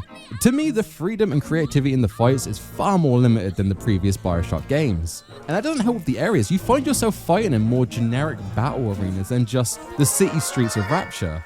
This might sound incredibly dumb, but it feels too video gamey. When you go to an open area, you already know you're gonna have an encounter here. In Bioshock 1 and 2, you never knew when a splicer would appear. It made you feel more on edge. Now this wouldn't be an issue in a standard FPS title, but the fighting in the previous games was a if it's not broke, don't fix it situation. Why did they change it and make it far worse? Now it's not all a loss, you can kind of still combine plasmids, Vigors, just like before, and you can do some cool combos like having a group of killer crows covered in electricity kill your enemies. Now that's pretty neat, but there's not too much room to mess around. Every Vigor has a trap form where you can place them on the ground, but I don't know about you, but I never used this. There was never situations where I felt like, oh, I might be getting into a fight, better make traps for everyone. Like in Bioshock 2 where that was perfect. Weapons are pretty boring too. You get your standard pistols to assault rifles and snipers, and you can upgrade these at vendors, but it doesn't change much. It's usually just ammo consumption and straight up damage. It's pretty boring. Remember in Bioshock 2 where you could upgrade a bolt launcher so it did fire damage? Or a harpoon gun that could stick enemies to walls? That was good shit. None of that's in this game. I found myself running the hand cannon and sniper most of the time, which is a stark contrast to Bioshock 1 and 2 where I used pretty much everything I could at any given time. Anyway, using the new pretty sweet skull rail system to escape the cops, we finally get to an Andrew Ryan-esque encounter with Comstock, and he isn't too pleased we're here, even though he knew we were coming. But that's not all he knows. He knows a little bit too much about us, including that we lost our daughter Anna. Maybe that's why we have the AD branded on our hand, for Anna DeWitt. Booker shrugs this off and heads to Monument Island, where they seem to be siphoning energy from whoever's held captive at the top of this tower. Lucky enough for us, that's exactly who we've been looking for. Meet our own Disney princess, Elizabeth. And I'm gonna give props. The level of detail on her and the animation she does is ridiculously good, and most certainly modeled after Belle from Beauty and the Beast, right? Anyone else? In fact, a lot of Elizabeth's character can be linked to Belle from Beauty and the Beast, from a dual personality protagonist and being sold off due to debt, but more on that later. It's quite impressive. I feel like I get her personality almost instantly with the cheeky eyebrow raises and the general glee she has. She is a great character. This is one of the best companions. My favorite moments in this game is when Elizabeth is just super giddy as heck. Thinking about it, she's kind of just like having a golden retriever puppy with you. Like everything makes her happy. I really hope we don't fuck it up. We escape the tower with Elizabeth and get chased down by her protector, Songbird. Crash into a nearby beach, we get a bit more slice of life in Colombia, and as this is Elizabeth's first time outside of the tower, like I said, golden retriever puppy, she is just so excitable. What could be better than this? If you listen carefully, you can actually hear a remix version of Girls Just Wanna Have Fun in the background.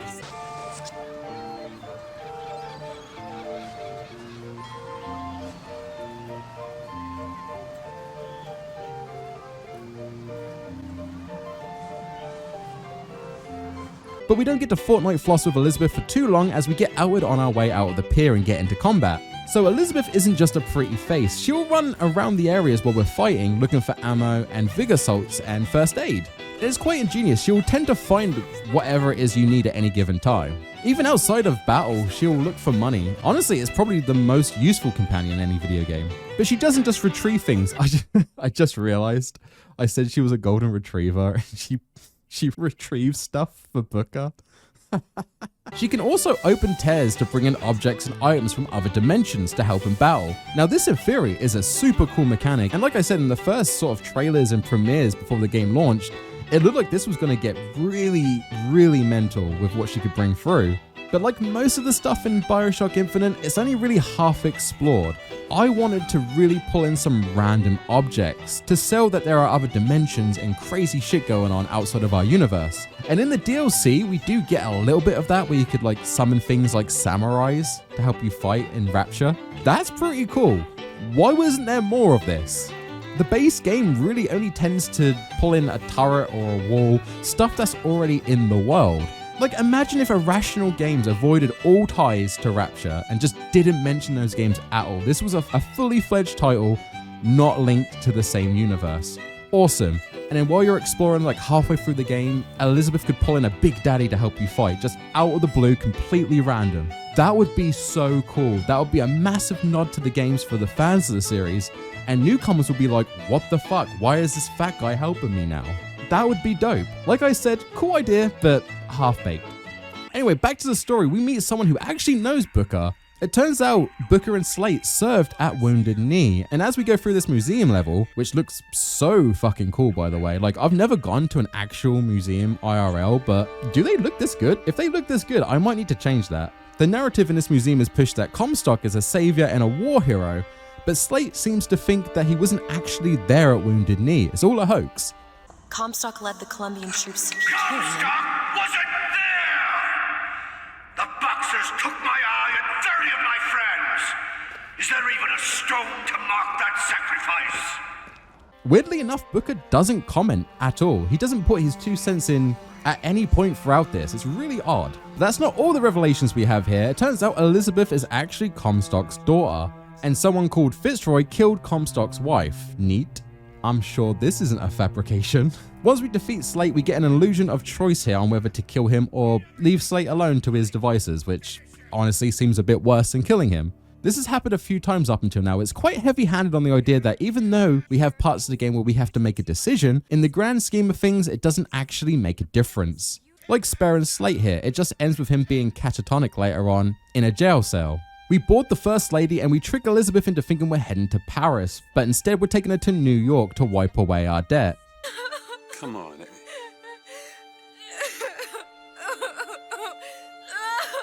It's okay, Elizabeth. I also miss Bioshock 1. Elizabeth knocks us out and escapes, and we get roped into helping Fitzroy fund an uprising of workers with guns. And honestly, after seeing how they've been treated in Colombia, I'm actually okay with this decision to help them out. Unfortunately, the guy she needs to make the guns is dead, so Elizabeth decides to open a tear to another reality where the gunmaker wasn't captured and tortured to death.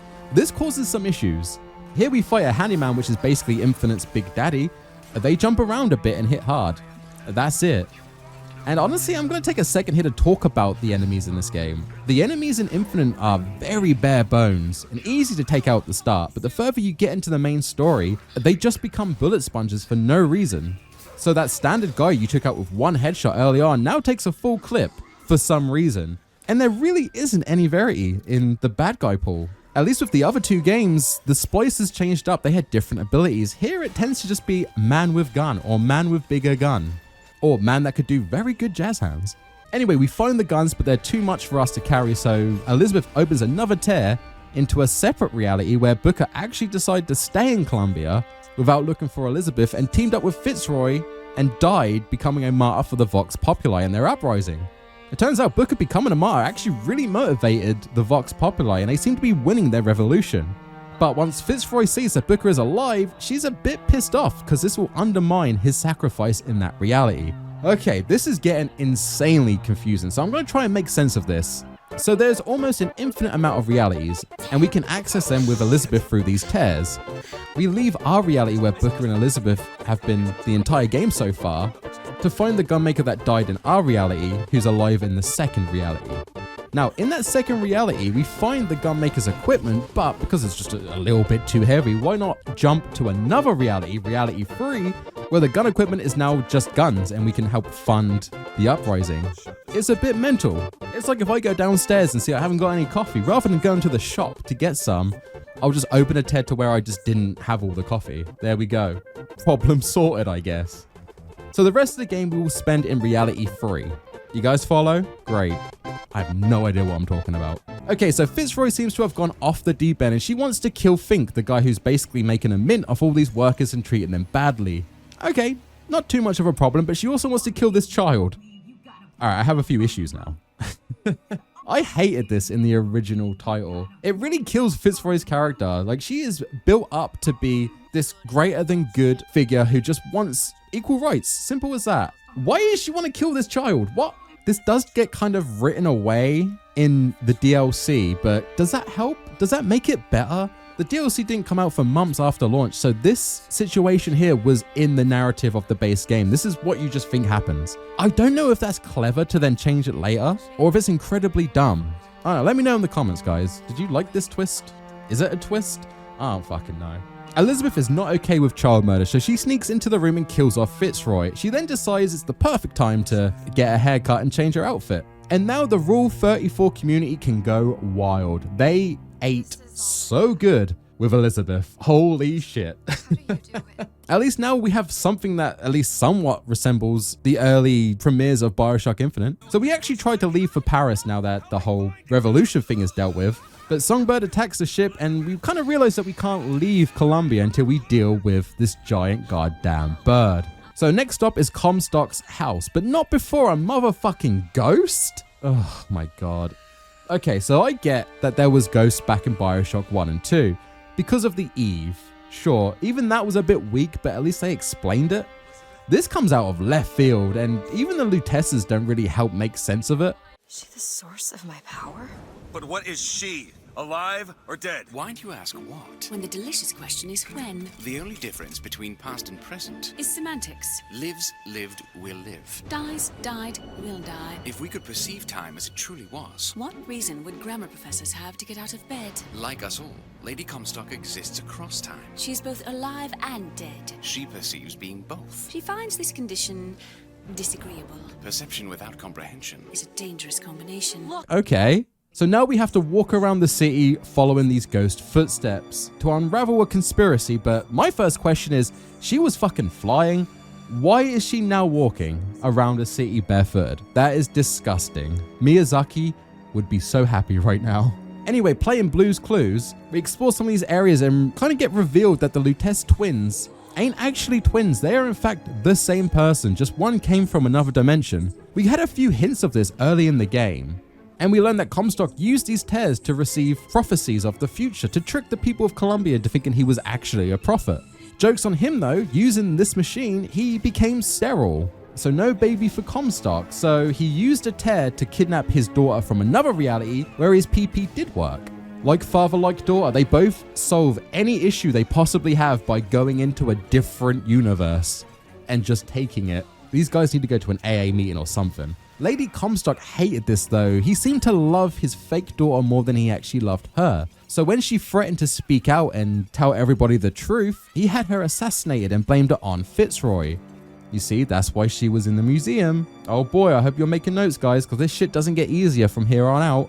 So anyway, Elizabeth and her ghost mother have a moment where they realize that Comstock needs to die, and just as we head off to try and do that, Songbird tracks us down and Elizabeth sacrifices herself and gets kidnapped to save Booker. So now we have to save Elizabeth.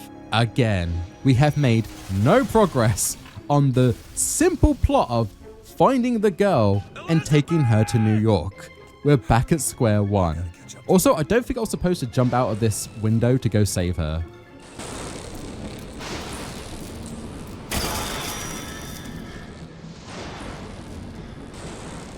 I should be dead. So we cross the bridge and end up through a tear where it's suddenly snowing. Snow. It's July. Booker thinks this is weird because it's actually July. He's obviously never gone to the UK. Over here, it would be weird if it wasn't snowing in July. All right, so everyone talks about this section. Comstock's house is absolutely amazing. It's a little short, but this is what I want from a Bioshock game. It's got that eerie feeling where the enemies are far more creepy and creative. Ammo is an issue here, so you have to be very conservative. Like, even just exploring, we have these screams of Elizabeth in the distance.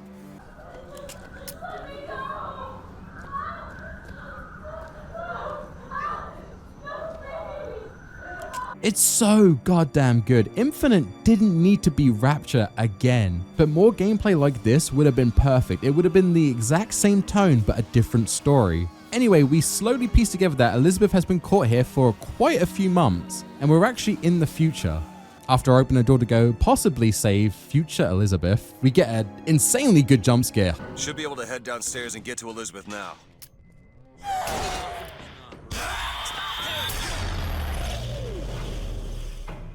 Elizabeth, can you open a tear to a reality where I didn't shit my pants?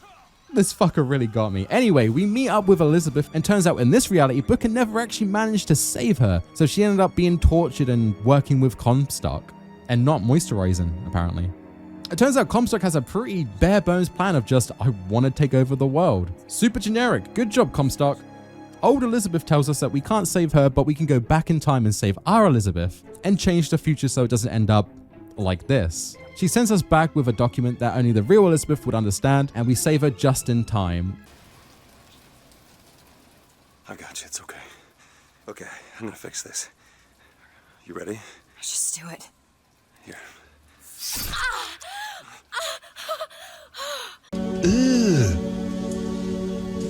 Brother, what's that?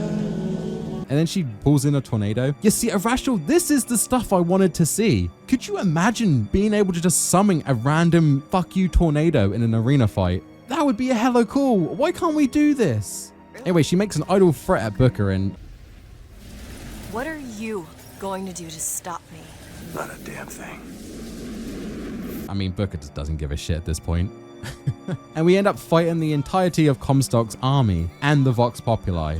I honestly feel kind of bad that we're still killing the Vox. I mean, yeah, they went a little bit blood hungry, but I mean, their cause was just right. It feels kind of weird that we're actively fighting the people that were trying to stop slavery. Wait a minute. Are we the bad guy? We catch up with Comstock and we have a dick measuring contest. Booker loses and then self-harms Comstock. That sentence probably didn't make sense to you, but it actually does. Now, Elizabeth starts to seem a bit weird here. She's growing kind of numb to all this killing.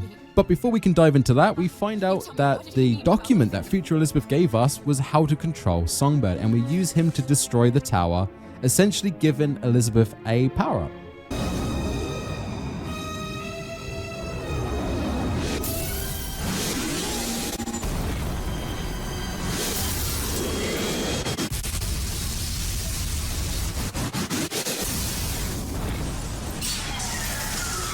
The Whistler!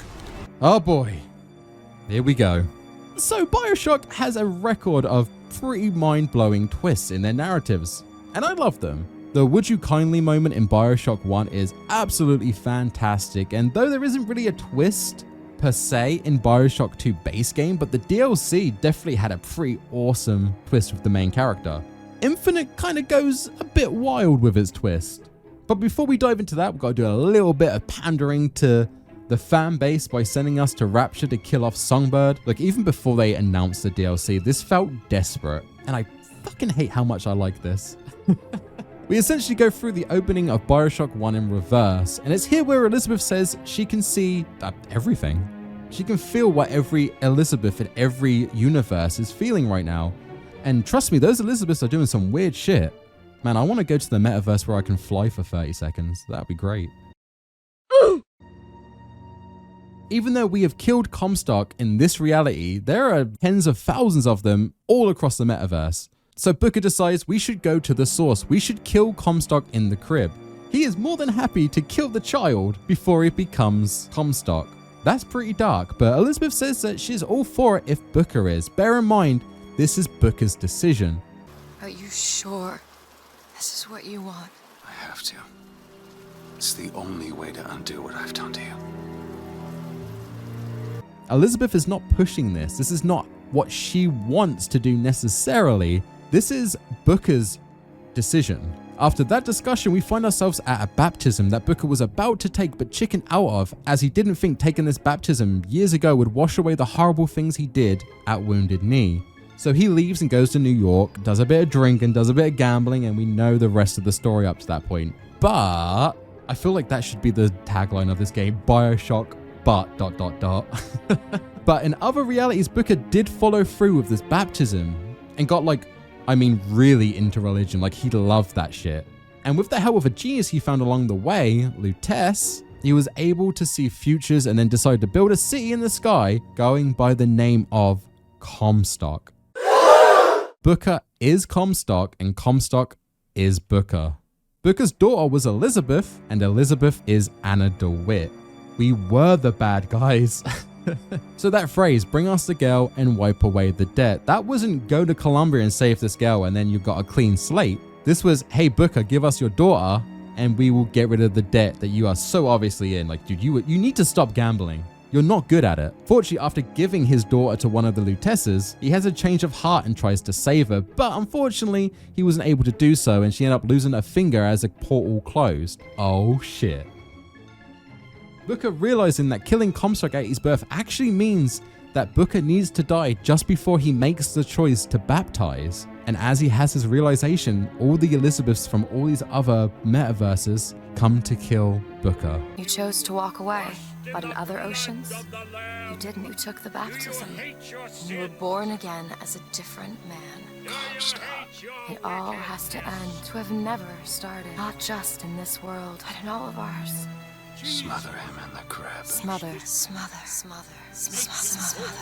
Before the choice is made, before you are reborn. And what name should you take, my son? He's Zachary Comstock.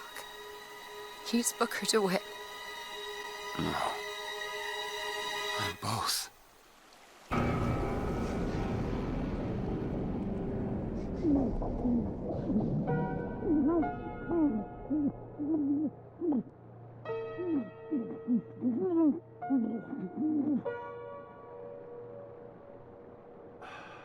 I feel like I had a dream like this once, maybe twice. A few times, okay. I also like that one of the Elizabeths is from the alpha gameplay trailers before the game launched. That's a nice touch. I'll give you credit there, Irrational Games. Ty Likey. Like, she even has the boobs. They reverted the nerf, guys. We did it. Woo! So with Booker dead, that's the end of the game. Now, this twist is fantastic and instantly makes you want to replay the game to see if you can grasp the little hints throughout the story. I have my issues with Bioshock Infinite, but experiencing this twist in real time is up there as one of the best moments in video games. Like right next to the original Bioshock twist. And even games like Spec Ops: The Line, I won't spoil it, but that game has an amazing narrative and twist. So I kind of want to discuss this a bit more, which is weird in pre-recorded content, but I'm going to give it a go. So, okay, killing off Booker at the moment he decides to become Comstock would stop that Comstock from existing, but the Booker we play as, the one that dies, never went through with the baptism. He went straight to New York and grew as a person throughout our journey. There's also hundreds of thousands of different Comstocks and Bookers in different universes. Would killing this Booker off before he decided to become Comstock actually accomplish anything? No, it wouldn't. It would just, for this reality, change Booker and Comstock, right? Now, I feel like they're implying that every Elizabeth takes every Booker through this narrative hallway and always kills him off at the baptism, causing all Elizabeths to stop existing except ours. Our Elizabeth would exist because the events of our journey are what trigger her to kill all the others off. So she'll become, I don't know, like Elizabeth Prime now. Look, I'm not a smart man, so I might not be discussing this twist very well, and others have done it far better, but I do think it does add to the fun of this ending being like this, so there's a bit of a discussion. Like I said, I have my issues with some aspects of Bioshock Infinite, and thanks to them, it's my least favorite in the franchise, but the story, absolutely fantastic. I just wished the DLC didn't completely shit on the story. Ugh. So it's time to talk about Bioshock Infinite Burial at Sea Episode 1 and 2. The most pandering DLC I have ever witnessed. Like I have said many times in this video so far, Infinite would be infinitely better if it didn't have so many ties to Rapture, and the DLC does not help things. Not in the slightest. Though it did do one thing right, it gave us the best design for Elizabeth. Hot damn, love this girl. Now, most of episode 1 of Burial at Sea is just a slice of life of Rapture before Frank Fontaine tries and, fuck shit up at the New Year's party. And, God, I hate how much I love this section.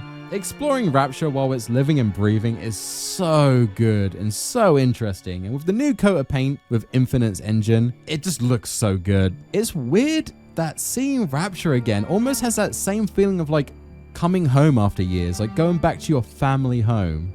Like living here would suck, but it oddly feels cozy to me. Anyone else? Anyone else get that feeling? I guess if I want to compare it to another video game, it's kind of like going back to Kanto in Gen 2 of the Pokemon games. I don't know, it's hard to explain. It does make me wish we got a game purely dedicated from the start to a pre-fucked up Rapture like this DLC gives. That would be amazing. Anyway, we join up with a new booker working as a PA down in Rapture, and him and Elizabeth head to see Sander Cohen. Yes, that Sander Cohen. Hell yeah.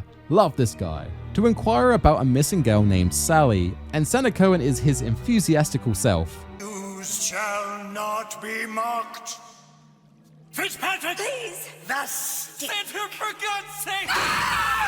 My views shall not be mocked! Get them out of here! And after we, I don't know, waltz bad? Can you waltz bad? He freaks out and knocks us out. I don't know what to make of you, Mr. DeWitt. No! Listen, we're not gonna keep... Fitzpatrick! And then ends up sending us to Fontaine's department store. Now, unfortunately, the gameplay is very much the same as Infinite's base game, down to the same guns and the same figures. God damn it, plasmids. Wait. Oh, I get it. The plasmids are unfortunately the same as the base game, but just changed descriptor to fit into the Rapture setting. It's super confusing and honestly was not needed. I wish they committed to just changing them back to what they were in Bioshock 1 and 2. Shock Jockey basically works the same as the electric shock, so just do that. Ironically, the department store is a small section, but actually is more fun than anything in Columbia, and it's great to be able to fuck with splicers again. But not much happens story-wise till we start trying to slow cook a child in order to get her out of these little sister vents. Sally, come out! It isn't working. I told you she's coming. It isn't working. Turn it off. If you turn it off, it's not gonna work. We have to turn it off. We are hurting her. Once we do this and realize that she's actually turned into a little sister ages ago, Elizabeth decides to just plot dump on Booker. You see, this wasn't actually Booker living in Rapture. This was a Comstock who failed to steal Booker's Anna. Shut down the machine! No, she's no through! Shut it down! And when she tragically died, he runs away to Rapture to start a new life and escape his problems. Have you noticed that this entire family, whenever there is a slight inconvenience, will open a portal to another universe to solve it? So a lot is left open-ended, but it's my interpretation that this is in fact the last Comstock in the metaverse. That's why Elizabeth is so bloodthirsty to take him out. But thinking about it, wouldn't he have still been killed at the baptism? Because that would have taken place before he tried to steal Anna. I'm just not gonna dive into that. Oh boy. So she takes her revenge, and that's the end of the episode. And I mean, if there's a way to go, it's getting railed from behind, right? That's not too bad. I feel like that's how I want to go out. Now, episode 1 was a nice frolic through Rapture in the Infinite engine. Good times all around, but episode 2 decides to really make things weird. And in my opinion, not only fuck up the base game story, but also the original story of Bioshock 1. Why? So Elizabeth finally makes it to Paris. Now with all the Comstocks dead, she can enjoy retirement. Yep, checks out. This is what I assume all French people do in Paris. Though Elizabeth can't shake the horrible feeling that she kind of used Sally as bait just to get to Comstock. So she heads back to Rapture in the same reality where she killed off Comstock. And right out the gate, we meet our boy Atlas, or should I say Frank Fontaine. I wonder if I actually spoiled the twist in Bioshock 1 for anyone. He takes a little sister Sally, and we are tasked with getting Atlas and the department store afloat and back to the main Rapture. While looking for a way out, Elizabeth finds her own corpse. Oh god. As it turns out, the big daddy she used to kill Comstock doesn't discriminate against gender and drilled her too. This is why the Luteces didn't want to bring her back to Rapture in this timeline, as she had already died here, so coming back essentially makes her mortal and stuck in this reality. I guess just because she's already died here once, coming back means she's on her last life. I don't quite understand it. Something about her being an omnipresence and then now she's not. The gameplay is pretty dull as well. It's just sneaking around Rapture. You get a cool crossbow with trank rounds, which is creative in some sense, but making Rapture into a stealth section doesn't sit well with me. And once you get a couple of guns, you can just go guns blazing anyway. It's just kind of the opposite to the gameplay I like in Bioshock. Oh, and the Booker that's in this DLC, that's just Elizabeth's subconscious of the booker from the base game that she liked. So we need to find Dr. Yi Sushong, as he might know of a way to help us out of this predicament. Jesus, okay. I'm going to speed through this a little bit because this gets a bit weird. So Sushong has been working with Fink in Colombia. Yes, that Fink who died. Through these tears thanks to the Lutece's machine. This is why Colombia has protectors similar to the Big Daddies, and I mean, of course, Vigors being basically plasmids. They've been trading ideas this whole time. So Elizabeth uses Sushong's machine to go back to Colombia just before Fitzroy kills off Fink. Bear in mind, this is the exact same reality that we were in the base game, which is technically reality free from the base game because they go through oh my god. I'm starting to not understand what's happening and I've written this all down. Anyway, we explore Fink's quarters and he has the most annoying system from going room to room. Like, who wants RNG to go to the bathroom? So why are we here? We are doing this to obtain some hair that Sushong thinks will help him make the Little Sisters and Big Daddies bond together, just like Elizabeth and the Songbird. So while exploring this area, we actually stumble upon a conversation between Fitzroy and the Luteces, where it comes to light that the twins are the reason why Fitzroy acted like she was going to kill the kid to provoke Elizabeth to draw blood and set her on the path to kill Comstock. Now, I hated how Fitzroy goes from a hero of the people to straight up murderer of children in the base game. And though this DLC and this dialogue does save her character a little, it's all about the grand scheme of things. What's more important, the play itself or the part you play in the play? I feel like the Lutessa said that way better. It's up to you what matters more. Your part in the play? Or the play itself. Someone is coming. She'll arrive, a girl. She must leave, a woman. And what makes the difference between a girl and a woman? Blood. Your part in the play. Or the play itself. Turn her into a killer? How? Give the girl no choice. And she will be forced to make one. I get it, but I still don't like it, like most of this game. We get back to Rapture and our boy Andrew Ryan does his thing. It's great to see you, man. I sure hope you save this DLC from being trash. He gives us a choice to work with him or Atlas. And when we reject him, he does what he always does and he sends a bunch of splicers to go kill us. Hey, at least he didn't wrongly accuse us of being KGB this time. Progress. And I like this section. It reminds me of Bioshock 2, where you have to do the waves of splicers. It's pretty neat, though. There's nowhere near as many traps that you can place, but it's the first time I used the plasmids in their trap form, so better late than never, I guess. Anyway, we do a bit more exploring of Rapture and we find out that Atlas was in fact Frank Fontaine. Oh well, what a shocker. Moving on. He decides to torture us as he believes that we know where his ace in the hole is. That's Jack, by the way, from Bioshock 1. Well, the super secret code to control Jack, to be more specific. We tell him we don't know, and after being tortured for a little bit, he agrees to send us to Sushong's lab to find it, in exchange for him letting Sally go.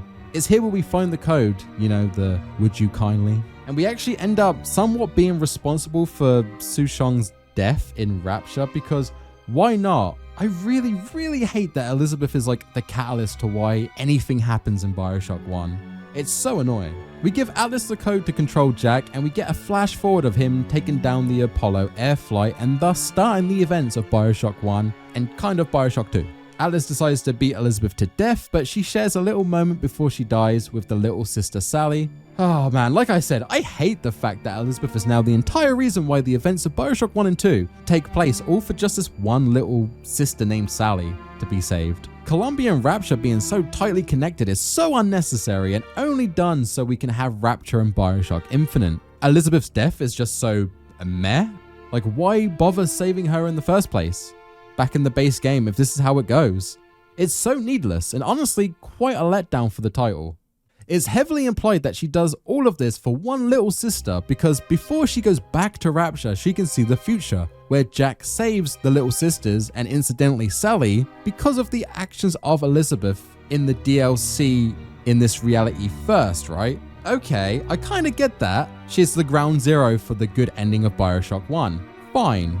But isn't there thousands of other Raptures and other Sallys in the metaverse? Isn't there a universe where Jack takes the dark path and ends up eating all the little sisters to gain power and go to war with the world?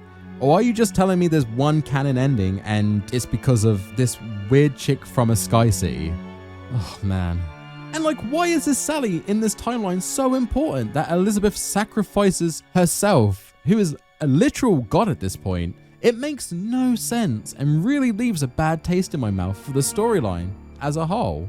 I wanted to love Bioshock Infinite, and it isn't a bad game, but I feel like the grandeur Irrational Games and Kevin Levine wanted to go for was just too ahead of its time. Including Rapture was purely pandering to the fans of Bioshock 1 and 2. It's like they didn't have much faith in Columbia being sold as its own thing. It had to have ties to Rapture. But Bioshock 1 is an absolute classic and up there as one of my favorite games of all time, followed quite closely by its sequel, whose story was weaker but did everything far better gameplay-wise. Infinite changed up the wrong aspects but had an excellent narrative till you get to the DLC where it just shits the bed. So I guess that's my order: Bioshock 2 just above Bioshock 1 and then Bioshock Infinite. I really hope one day we get to explore Rapture again, but in its own full-fledged title, as I love this city to death. And with the Bioshock movie rumors at Netflix having some weight to them, we could see another resurgence for the franchise and maybe get that same level of excitement that Fallout had with its show on Amazon. Dear Lord, this was meant to be a quick project between Dark Souls 1 and 2, but looking at this script right now, this is probably one of the biggest videos I've done. So yeah, sorry for the wait.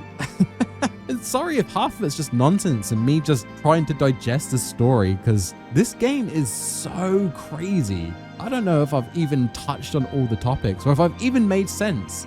Was this video good? It probably wasn't, but now I can safely say I have discussed each and every Bioshock game to date. Now, I truly hope you enjoyed this video, and as always, I would love to give a massive shout out to my patrons. You guys truly help support this dream of mine. Thank you so much. First up is The Shane209. Next is Ali Tato, and of course, Pit Stab. You guys are the Rapture to my Columbia. And hey, if you're watching the video and you'd like to support the channel, click the Patreon link on the screen right now, and it will take you over to where you could sign up. I like to release hints and little puzzles for people to work out what is actually going on for the next video. I'm quite active on there, so check it out. I promise the Dark Souls 2 video will be out soon, but until then, stay safe out there, guys, and I will see you in the next video. Tie out. Peace.